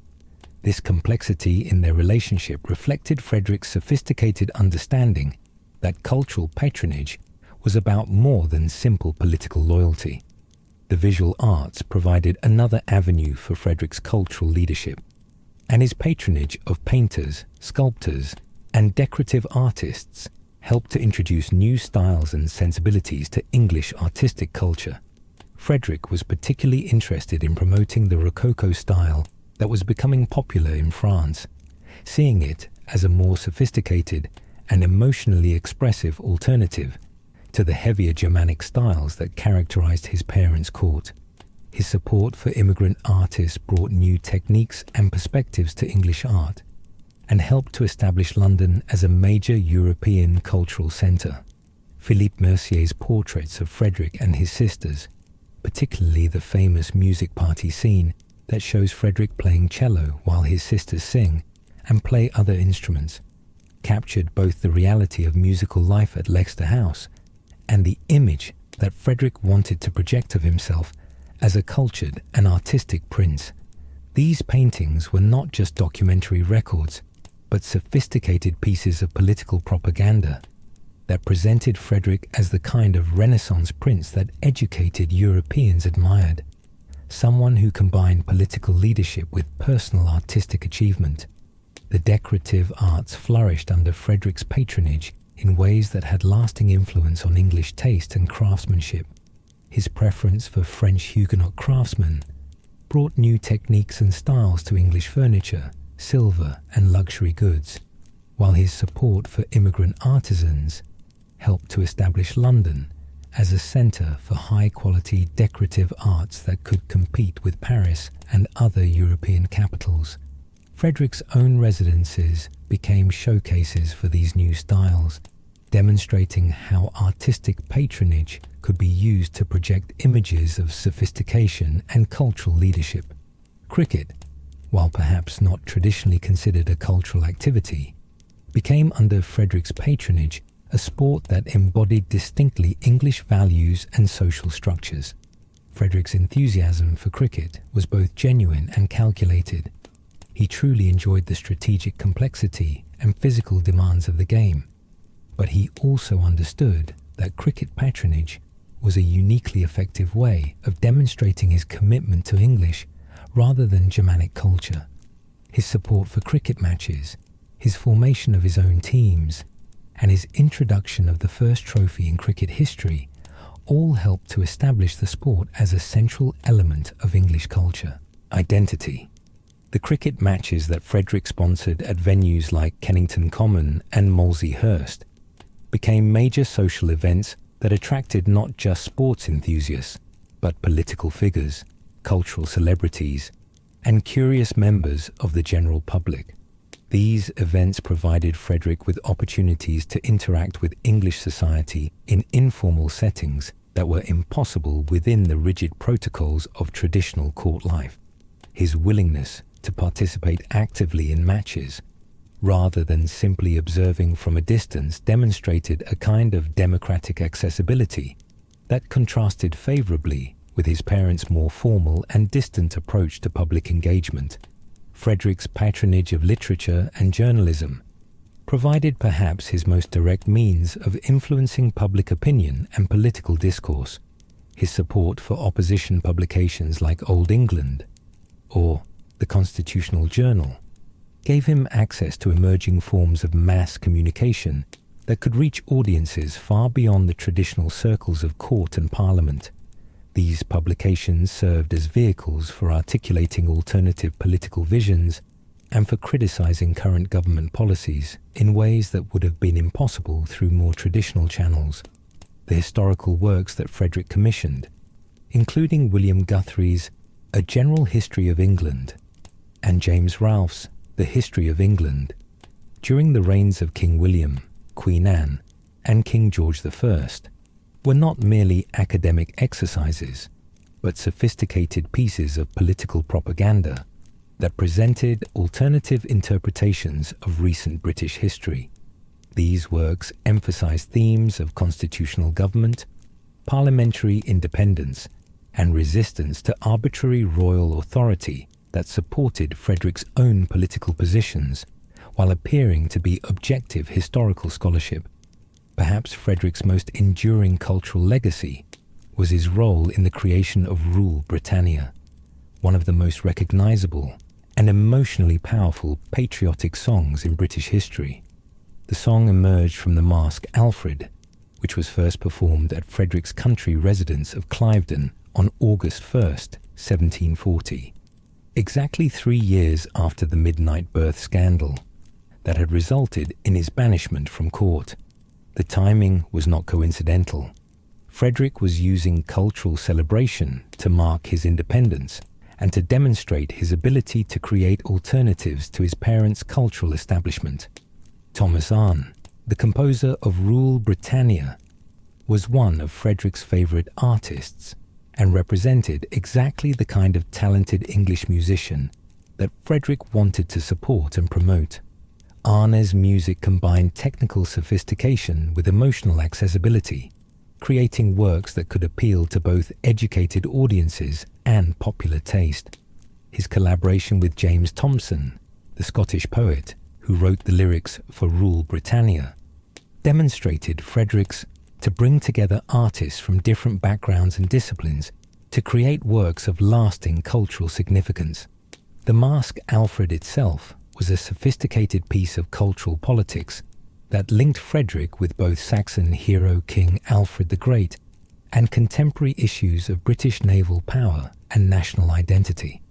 By presenting himself as the inheritor of Alfred's legacy, Frederick was making claims about his own fitness for kingship that bypassed his parents' authority and appealed directly to historical precedent and popular mythology. The masque's themes of resistance to foreign invasion and commitment to constitutional government resonated with contemporary political concerns, while avoiding direct criticism of current royal policies.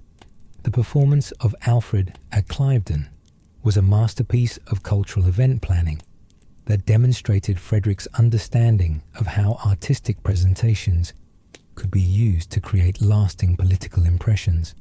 The setting itself, Frederick's beautiful country estate with its formal gardens and riverside location, provided a perfect backdrop for outdoor theatrical performance. The guest list included political allies, cultural figures, and social celebrities who would ensure that news of the performance would spread throughout London society. The gardens at Cliveden, which Frederick had developed with considerable personal attention and expense, represented another aspect of his cultural leadership that combined aesthetic achievement with political symbolism. Landscape gardening in the 18th century was considered one of the highest forms of artistic expression, and Frederick's gardens demonstrated both his sophisticated taste and his commitment to English rather than continental gardening traditions. The informal English garden style that he promoted at Cliveden became influential in establishing distinctly English approaches to landscape design. Frederick's domestic life with Augusta and their growing family provided the foundation for all of his cultural activities, creating a household environment that was both personally satisfying and politically effective.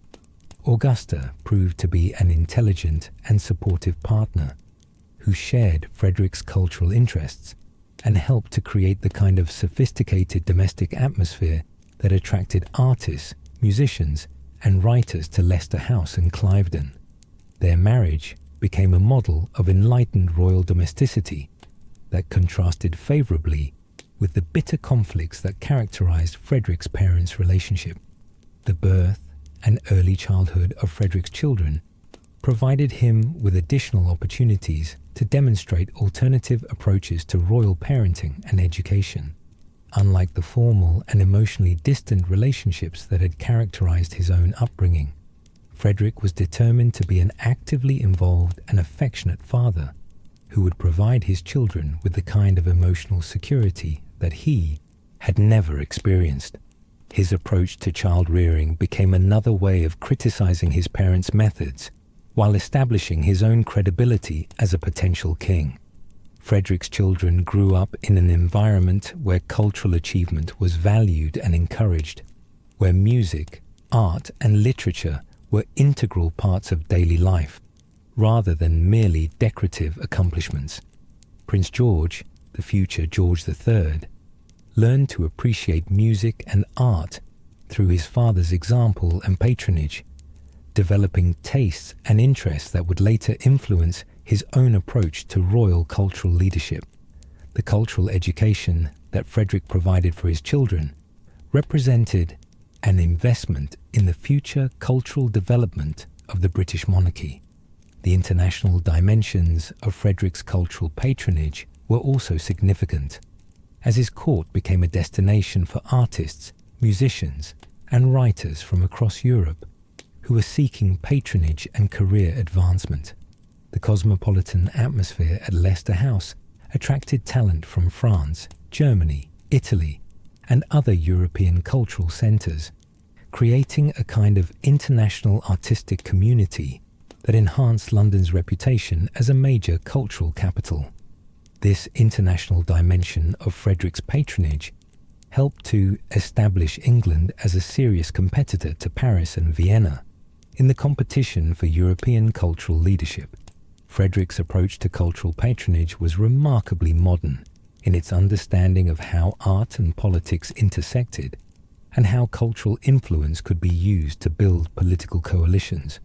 Rather than simply supporting artists whose work he personally enjoyed, Frederick developed a systematic approach to cultural patronage that was designed to advance his political goals, while genuinely promoting artistic excellence. This combination of aesthetic sophistication and political calculation created a model for royal cultural leadership that would influence British monarchy for generations. The financial costs of Frederick's cultural activities were enormous, requiring resources that he could barely afford given his ongoing disputes with his parents over his allowance. Yet Frederick understood that cultural leadership was essential to his political credibility and was willing to go into debt to maintain the kind of artistic establishments that demonstrated his fitness for kingship. His financial sacrifices for cultural purposes showed his genuine commitment to the arts and his understanding of their political importance. The broader impact of Frederick's cultural patronage on English society was profound and lasting, helping to establish traditions of royal support for the arts that continued long after his death. His demonstration that princes could be serious artists and patrons in their own right helped to legitimize cultural activities among the aristocracy and contributed to the flowering of English culture that characterized the later 18th century. Many of the artistic institutions and cultural traditions that Frederick established or supported continued to develop and flourish even after his political opposition ended with his premature death. The tragedy of Frederick's cultural achievements was that they were forever overshadowed by the family conflicts and political opposition that motivated them.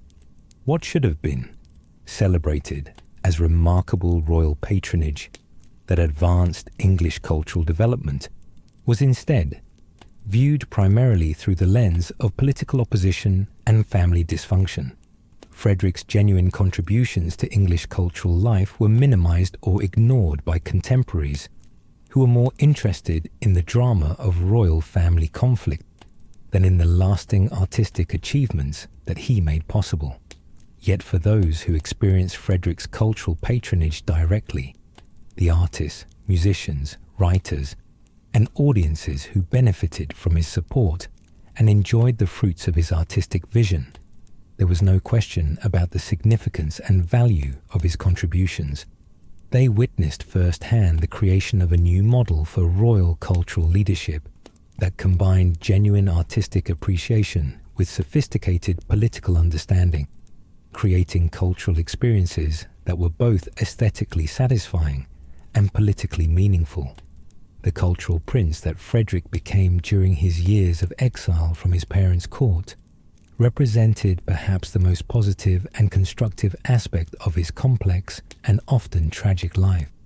In a period when his family relationships were characterized by hatred and conflict, his political activities were focused on opposition and criticism, and his personal life was marked by frustration and disappointment. His cultural patronage provided an outlet for his genuine talents and interests, while creating lasting benefits for English artistic development. The autumn of 1737 brought with it a series of events that would temporarily alter the bitter dynamics of the royal family, as Queen Caroline's sudden and serious illness created an unexpected opportunity for reflection on the devastating personal costs of the ongoing conflict between Frederick and his parents. Yet, even in the face of death, the poisonous atmosphere that had characterized family relationships for so many years proved too powerful to overcome completely, creating a tragic situation where dying and grief became additional sources of conflict rather than opportunities for healing and reconciliation. Queen Caroline had always been the intellectual and emotional driving force behind the royal family's hostility toward Frederick, using her considerable intelligence and political sophistication to articulate and justify the contempt that she and King George felt for their eldest son. Her role in the family conflict was particularly destructive because her obvious capabilities and achievements made her criticisms of Frederick appear more credible, and her rejection of him more significant. When such a formidable and accomplished woman expressed hatred for her own son, it seemed to validate the harshest possible interpretations of Frederick's character and behavior. The illness that struck Queen Caroline in November of 1737 was both sudden and severe, manifesting as what contemporary physicians described as a rupture or internal hemorrhaging that caused excruciating pain and rapidly declining health.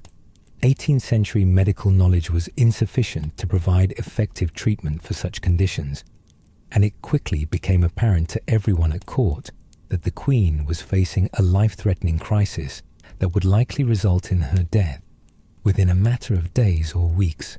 King George's reaction to his wife's illness revealed the depth of genuine affection that existed beneath the formal protocols and political calculations that usually governed royal relationships. Despite his volatile temperament and his well-known infidelities, George had always depended on Caroline for emotional support and political guidance, and the prospect of losing her created a kind of panic that exposed his fundamental insecurity and dependence. His obvious distress at Caroline's condition surprised many courtiers who had assumed that royal marriages were purely political arrangements devoid of genuine emotional connection.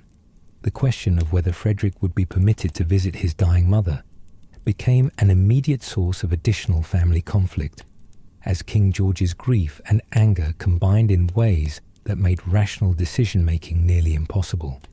On one hand, conventional family duty and basic human decency suggested that a son should be allowed to bid farewell to his dying mother, regardless of previous conflicts. On the other hand, George's hatred of Frederick was so intense that he could not bear the thought of allowing his son to intrude on Caroline's final moments or to benefit from any appearance of family reconciliation. Frederick himself was placed in an extraordinarily difficult position by his mother's illness, as his genuine desire to reconcile with Caroline before her death conflicted with his understanding that any attempt to approach her might be rejected with devastating public humiliation. The young man, who had once been his mother's beloved firstborn child, found himself effectively orphaned while she still lived, cut off from the most fundamental human experiences of family grief and farewell by the bitterness that had accumulated over years of conflict.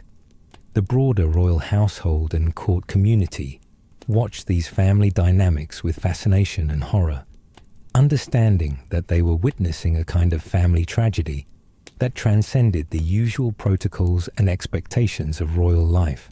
Courtiers who had witnessed many royal deaths and family crises found themselves unprepared for the combination of genuine grief and continuing hatred that characterized the royal family's response to Caroline's illness.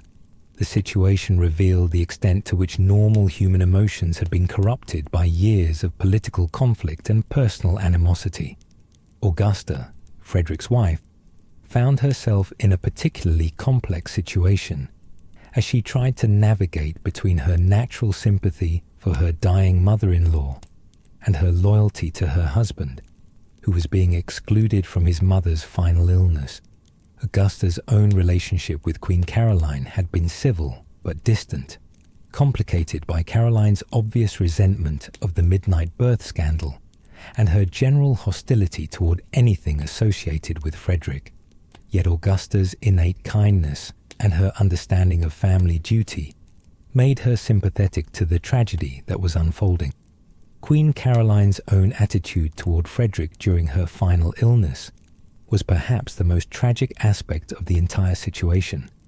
Even as she faced death and might have been expected to seek reconciliation with her estranged son, Caroline's hatred proved stronger than her maternal instincts or her religious beliefs about forgiveness and family duty. Her famous deathbed declaration that she was grateful to be dying because she would never have to see that monster again represented the ultimate triumph of political hatred over natural family affection. The theological and moral implications of Caroline's refusal to reconcile with Frederick were deeply troubling to many contemporary observers who believed that deathbed reconciliation was essential for the soul's salvation and for the maintenance of proper family relationships. The Queen's obvious intelligence and religious education made her rejection of conventional Christian teaching about forgiveness and family duty particularly shocking to those who had respected her intellectual and moral authority. King George's decision to exclude Frederick from Caroline's deathbed and funeral arrangements was both cruel and politically damaging, creating a public spectacle of family dysfunction that reflected poorly on the monarchy as an institution. The sight of the heir to the throne being denied access to his dying mother's bedside generated considerable public sympathy for Frederick and criticism of his father's behavior, even among those who had previously supported the king's position in the family conflict. Caroline's death on November 20th, 1737, marked both the end of an era and the beginning of a new phase in the royal family dynamics. The woman who had been the intellectual architect of the family's hostility toward Frederick was gone, potentially creating space for the kind of reconciliation that had been impossible while she lived. Yet the patterns of conflict that she had helped to establish were so deeply entrenched that her death initially seemed to intensify rather than resolve the family's problems. The king's grief at Caroline's death was profound and genuine, expressing itself in displays of emotion that surprised those who had known him as a typically reserved and formal monarch. His famous response to Caroline's deathbed suggestion that he remarry, "No, I shall have only mistresses," was interpreted at the time as a romantic declaration of eternal fidelity that elevated his reputation among those who valued demonstrations of marital devotion. The depth of his loss created a temporary vulnerability that might have provided an opening for family reconciliation if circumstances had been different. The funeral arrangements for Queen Caroline became another source of family tension, as Frederick's exclusion from the ceremonies sent a clear message about his continuing status as persona non grata in his father's court. The absence of the heir apparent from his mother's funeral was unprecedented in British royal history and created a constitutional awkwardness that reflected the extent to which personal family conflicts had begun to interfere with the proper functioning of royal institutions. Yet Caroline's death also created political opportunities that had not existed while she lived, as a removal from the scene eliminated the most intelligent and determined opponent of any reconciliation between Frederick and his father. George, left without his primary advisor and emotional support, was potentially more open to alternative relationships and arrangements that might have been impossible while Caroline's influence remained strong. The question was whether Frederick would be able to capitalize on this opportunity, or whether the patterns of conflict had become too entrenched to overcome. The political implications of Caroline's death extended far beyond the royal family, as her loss removed one of the most effective supporters of Walpole's administration and created space for the kind of political realignment that Frederick's opposition movement had been seeking. Caroline had been instrumental in maintaining Walpole's position during previous political crises, and her death weakened the administration at a time when Frederick's political organization was reaching new levels of effectiveness and influence. The months following Caroline's death saw tentative moves toward political and personal reconciliation that suggested the possibility of a new chapter in royal family relationships. Frederick's political supporters began to explore whether the changed circumstances might allow for the kind of accommodation with the king that had been impossible while Caroline lived. These explorations were delicate and unofficial, but they represented the first serious attempts at bridge building in years of unrelenting family conflict. The reconciliation process was complicated by the fact that both sides had invested so much in their positions of mutual hostility that backing down represented a kind of defeat that was difficult to accept gracefully. Frederick had built his political identity around opposition to his father's administration, while George had made Frederick's exclusion from court a matter of royal authority and personal dignity. Finding a way to restore family relationships without either side losing face required diplomatic skills that neither father nor son possessed in sufficient measure. The breakthrough came in 1742 with the fall of Sir Robert Walpole, the political figure who had been most associated with the administration that Frederick had opposed for so many years. Walpole's resignation created an opportunity for political realignment that allowed Frederick to claim victory in his opposition activities, while giving King George the chance to reach out to his son without appearing to reward rebellious behavior. The political settlement that emerged from Walpole's downfall included provisions for Frederick's restoration to court and a formal reconciliation between father and son. The ceremony marking Frederick and Augusta's return to court was carefully orchestrated to emphasize family unity and political stability, rather than dwelling on the years of conflict that had preceded this moment. Both Frederick and King George played their parts with dignity, demonstrating their understanding that the monarchy's public image required displays of family harmony, regardless of private feelings. The reconciliation was formal rather than emotional, but it represented a significant step toward restoring normal royal family relationships. Augusta's role in the reconciliation process was particularly important, as her obvious innocence of any responsibility for the previous conflicts made her a sympathetic figure who could help to humanize Frederick in his father's eyes. The king's growing affection for his grandchildren also provided a bridge toward better relationships with Frederick. A shared interest in the next generation created common ground that had been absent during the years of pure political opposition. The temporary nature of this reconciliation became apparent relatively quickly, as the fundamental personality conflicts and political differences that had created the original family crisis remained unresolved beneath the surface of restored diplomatic relations. Frederick's return to court was marked by careful protocol and formal courtesy, but genuine warmth and affection were notably absent from his interactions with his father. The reconciliation was more political expedient than emotional healing, creating a foundation for coexistence rather than restored family love. Yet even this limited reconciliation represented a significant achievement given the depths of hostility that had characterized the previous years, and it created possibilities for Frederick's future that had seemed completely foreclosed during the period of his exile from court. Most importantly, it demonstrated that the royal family conflicts were not entirely permanent, and that changing political circumstances could create opportunities for accommodation and compromise that allowed both sides to achieve at least some of their objectives. The tragedy was that this reconciliation came too late to include Queen Caroline, whose death had made it possible, but who had never experienced the kind of family harmony that briefly emerged in its aftermath.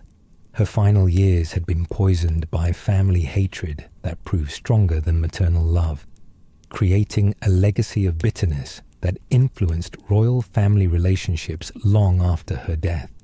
The reconciliation that followed her passing was both a tribute to her importance in maintaining family conflicts and a demonstration of how much more peaceful royal family life could be without her divisive presence. The political reconciliation that had followed Queen Caroline's death and the fall of Sir Robert Walpole proved to be merely a temporary respite in Frederick's long campaign for influence and independence, rather than a permanent resolution of the fundamental tensions that had driven him into opposition politics. By 1747, just 5 years after his restoration to court, Frederick found himself once again drawn toward political activities that would inevitably bring him into conflict with his father's administration, demonstrating that the underlying issues that had created their original disputes remained unresolved, despite the surface appearance of family harmony. The return to opposition politics was not a sudden decision, but rather a gradual recognition that the reconciliation of 1742 had failed to address Frederick's core concerns about his role in government and his preparation for eventual kingship. Despite his restoration to court and his formal recognition as heir apparent, Frederick found himself excluded from meaningful participation in government decision-making and denied the kind of responsible political experience that would prepare him for the challenges of monarchy. King George remained unwilling to trust Frederick with significant authority, while Frederick grew increasingly frustrated with his passive role in affairs of state. The political landscape of the mid-1740s provided Frederick with numerous opportunities to distinguish his views from those of his father's administration. As British foreign policy became increasingly controversial and domestic political issues created divisions that transcended traditional party lines, the War of Austrian Succession, which had dominated European politics since 1740, raised fundamental questions about British strategic priorities and military commitments that allowed Frederick to develop alternative policy positions without appearing merely obstructionist or personally motivated.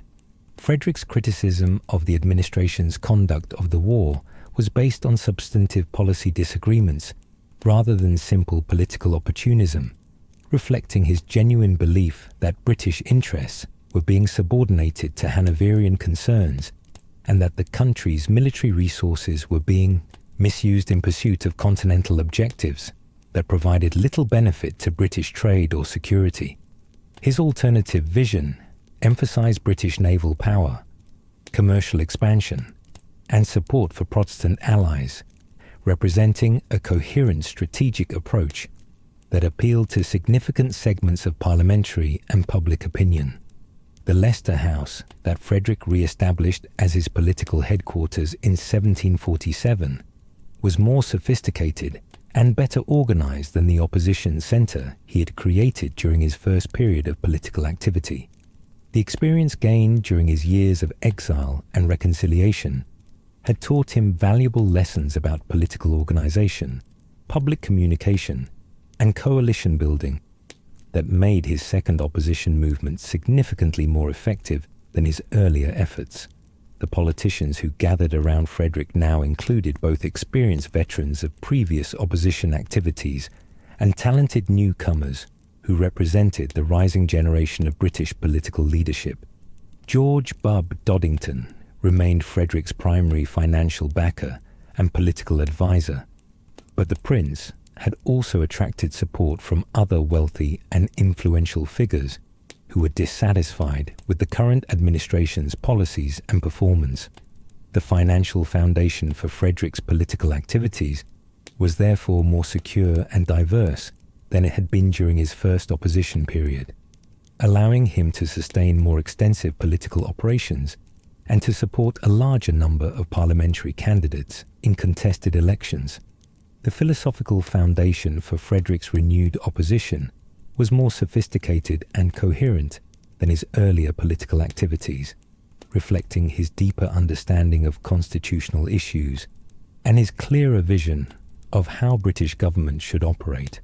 Rather than simply opposing specific policies or personnel decisions, Frederick and his advisors developed comprehensive alternative approaches to governance that addressed fundamental questions about the relationship between monarchy and parliament, the proper scope of royal authority, and the responsibilities of government to different segments of British society. Frederick's political philosophy during this period emphasized the concept of patriot politics, which represented a deliberate alternative to both traditional court politics and factional opposition based purely on personal ambition. Patriot politics claimed to transcend narrow party interests in favor of broader national concerns, appealing to shared values and common objectives that could unite different political groups in pursuit of reform and improved governance. This approach allowed Frederick to attract support from both disaffected Whigs and opposition Tories, while maintaining his credibility as a future king who would govern in the national interest rather than for partisan advantage. The parliamentary elections of 1747 provided the first major test of Frederick's rebuilt political organization, and the results demonstrated both the potential and the limitations of his renewed opposition activities. Working through his network of supporters and allied candidates, Frederick was able to influence elections in constituencies where he had personal connections or where local issues favored opposition arguments. The overall results were mixed, with the administration maintaining its parliamentary majority but facing significantly strengthened opposition that included many politicians associated with Frederick's Leicester House group.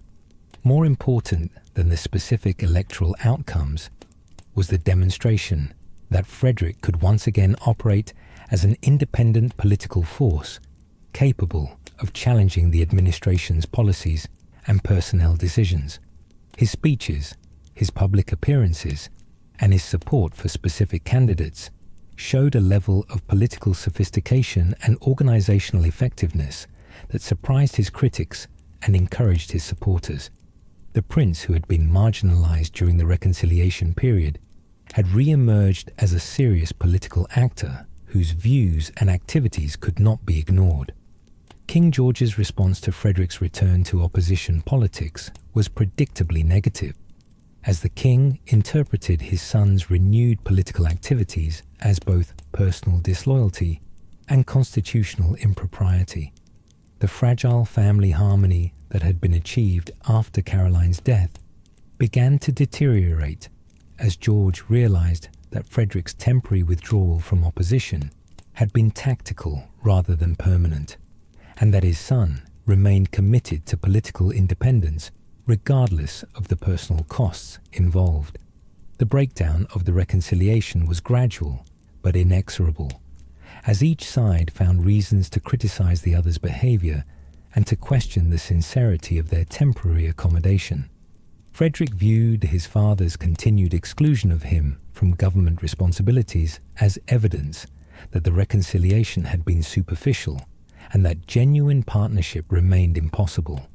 George interpreted Frederick's renewed political activities as proof that his son was inherently disloyal and untrustworthy, incapable of maintaining appropriate filial relationships, even when treated with apparent favor and consideration.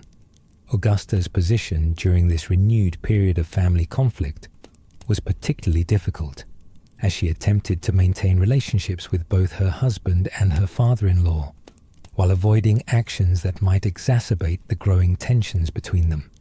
Her natural inclination toward family harmony conflicted with her loyalty to Frederick's political objectives, creating personal stress that reflected the broader difficulties that royal family members faced when private relationships became entangled with public political activities.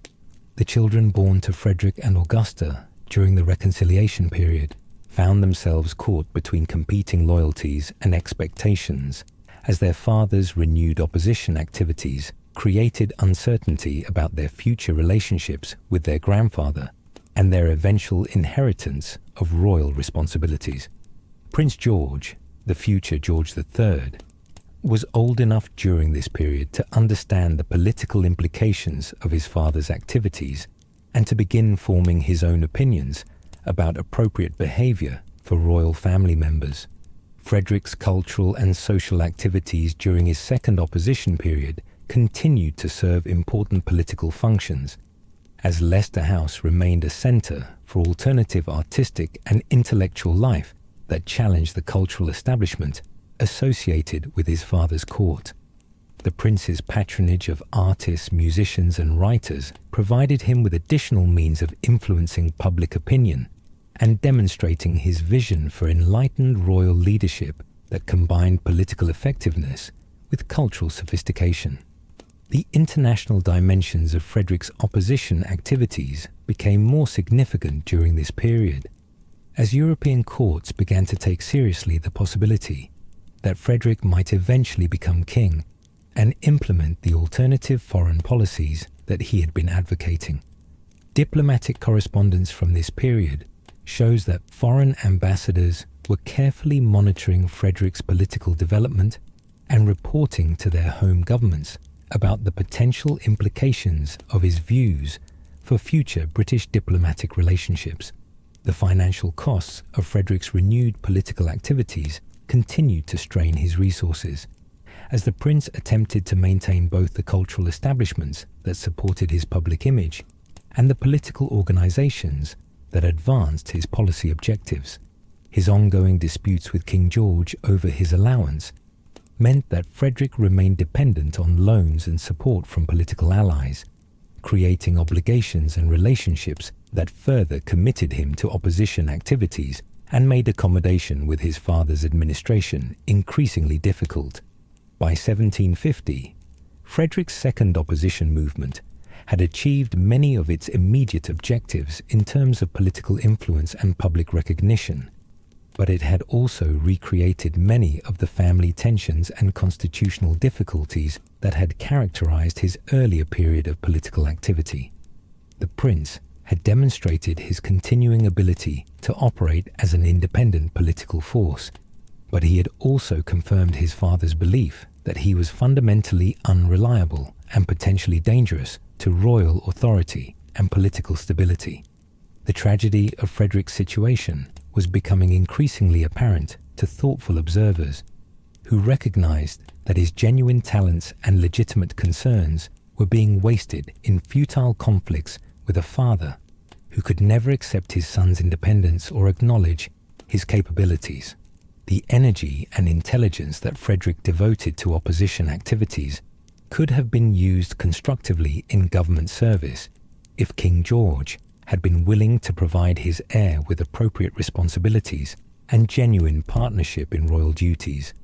Yet the patterns of conflict had become so entrenched that neither father nor son seemed capable of breaking the cycle of opposition and reconciliation that had characterized their relationship for more than 2 decades. Frederick's return to opposition politics in 1747 marked not just the resumption of specific political activities, but the acknowledgement that fundamental family and constitutional issues remained unresolved despite temporary accommodations and ceremonial reconciliations. The stage was being set for the final act of Frederick's political career, a period that would see his opposition activities reach new levels of sophistication and influence, while his personal relationship with his father deteriorated toward the complete breakdown that would characterize his final years. The prince, who had once hoped for family acceptance and political partnership, had become a permanent revolutionary within his own dynasty, committed to opposition activities that defined his identity, but that also isolated him from the very institutions and relationships that should have provided the foundation for his future reign. The early months of 1751 began with every indication that Frederick, Prince of Wales, was entering what might prove to be the most politically significant and personally fulfilling period of his tumultuous life. At 44 years of age, he had achieved a level of political influence and cultural authority that made him a serious alternative to his father's administration, while his growing family and stable marriage provided him with the personal happiness that had been so elusive during his younger years. Yet beneath this appearance of success and stability, the seeds of tragedy were already beginning to sprout in ways that no one could have anticipated or prevented. Frederick's health during the winter of 1750 to 1751 appeared to be robust and normal for a man of his age and active lifestyle. He continued to participate enthusiastically in cricket matches, musical performances, and the elaborate social activities that centered around Leicester House and his country residences. Those who knew him well observed no signs of serious illness or physical decline that might have warned of the medical crisis that was about to unfold. Indeed, Frederick seemed to be entering a period of renewed vigor and optimism about his political prospects and personal circumstances. The events that would lead to Frederick's death began innocuously enough with what appeared to be a minor sporting injury sustained during a cricket match sometime in the months preceding his final illness. Cricket was Frederick's passion and his most effective tool for demonstrating his commitment to English culture, and he continued to play actively despite being in his 40s and despite the occasional minor injuries that inevitably accompanied such an athletic pursuit. The blow from a cricket ball that may have contributed to his death seemed unremarkable at the time, just another small price to pay for his continued participation in the sport that had brought him so much pleasure and political advantage. The theory that Frederick's death resulted from complications arising from this cricket injury became the most widely accepted explanation for his sudden demise, though modern medical analysis suggests that the actual cause was likely more complex and possibly unrelated to any sporting accident. 18th century medical understanding was insufficient to provide accurate diagnosis of internal injuries or chronic conditions that might develop gradually over months or years, leading to explanations that were more dramatic and comprehensible than scientifically accurate. The immediate cause of Frederick's final illness appears to have been a cold or chill that he contracted while working in his garden at Kew Palace during the harsh March weather of 1751. Frederick's love of gardening was both a personal pleasure and a political statement, as his development of distinctly English garden styles represented another form of cultural leadership that distinguished him from his Germanic parents. His willingness to work personally in his gardens, even in difficult weather conditions, demonstrated the kind of hands-on approach to royal responsibilities that characterized many of his activities.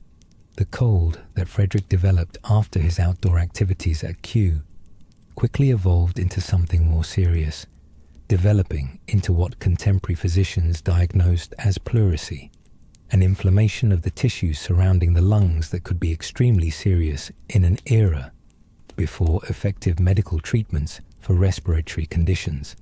Pleurisy was a feared diagnosis in the 18th century because it often led to complications that could prove fatal, despite the best medical attention available at the time.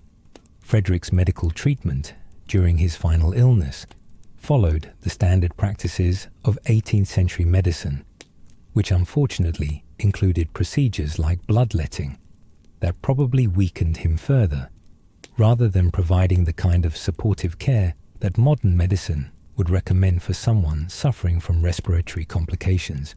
The physicians who attended Frederick were among the most skilled and experienced available in London, but their treatments were based on medical theories that have since been completely discredited. The progression of Frederick's illness from a simple cold to a life-threatening condition was rapid and alarming to everyone who witnessed it.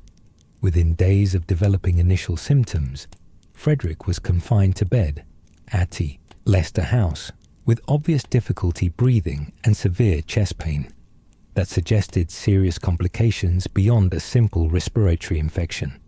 The speed with which his condition deteriorated surprised even his physicians and made it impossible to pursue alternative treatments or seek additional medical opinions that might have altered the outcome. Augusta's role during Frederick's final illness was both touching and tragic, as she attempted to provide comfort and support to her husband while managing the practical and political implications of his medical crisis. She had been Frederick's closest companion and strongest supporter throughout their 15 years of marriage, and watching him suffer from an illness that seemed beyond medical intervention was devastating for someone who had shared his hopes and dreams for their family's future. The children's reactions to their father's illness reflected both their youth and their gradual understanding that they were witnessing something far more serious than a temporary setback in Frederick's generally robust health. Prince George, the future George III, was 12 years old at the time of his father's death, and old enough to understand the political and personal implications of losing the parent who had been his primary guide and protector. The younger children struggled to comprehend why their previously energetic and engaged father was suddenly bedridden and unable to participate in the family activities that had been such an important part of their lives. King George's response to news of Frederick's serious illness was characteristically complex and emotionally conflicted. Despite the years of bitter family conflict and political opposition, Frederick was still his eldest son and the heir to the throne, and the prospect of losing him created constitutional complications that transcended personal feelings. Yet George's anger and resentment toward Frederick remained so strong that he found it difficult to express appropriate concern or to offer the kind of support that might have been expected from a loving father. The political implications of Frederick's illness became apparent immediately, as opposition politicians realized that their most effective leader and future patron was facing a medical crisis that could end his career and their hopes for political advancement.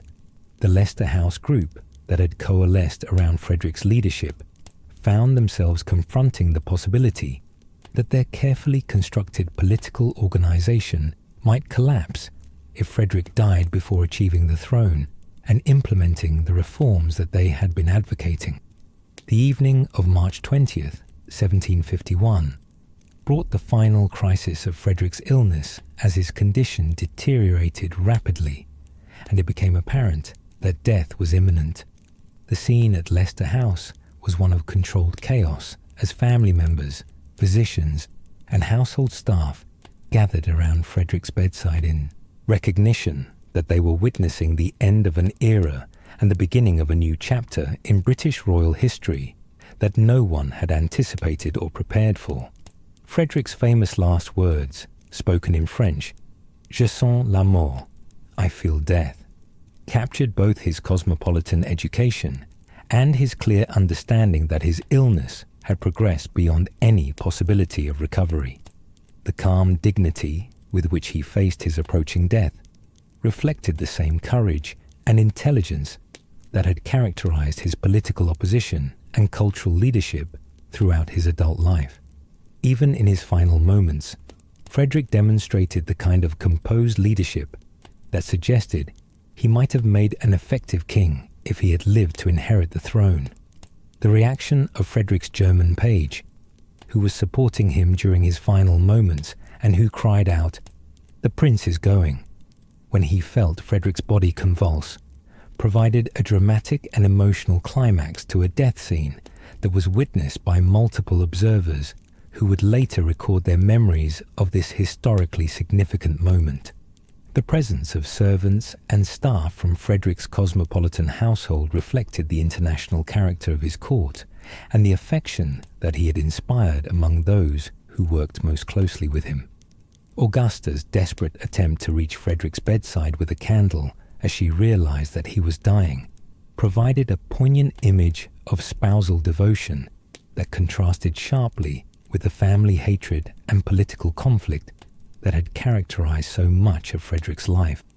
Her presence during his final moments offered Frederick the comfort of knowing that at least one person who truly loved him was with him as he faced death, providing a measure of peace that had been rare in his turbulent relationships with other family members.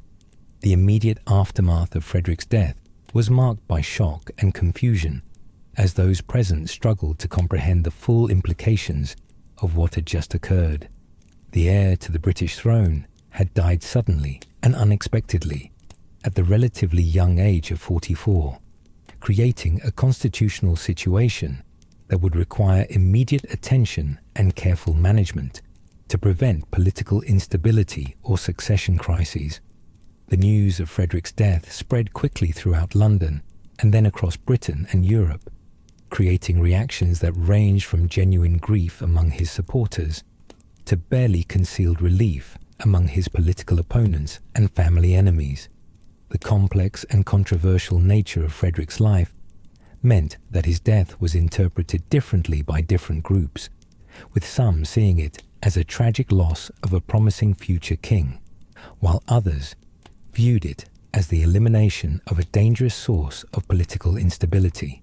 The autopsy that was performed on Frederick's body revealed evidence of multiple health problems that had not been apparent during his lifetime, suggesting that his death may have resulted from a combination of factors rather than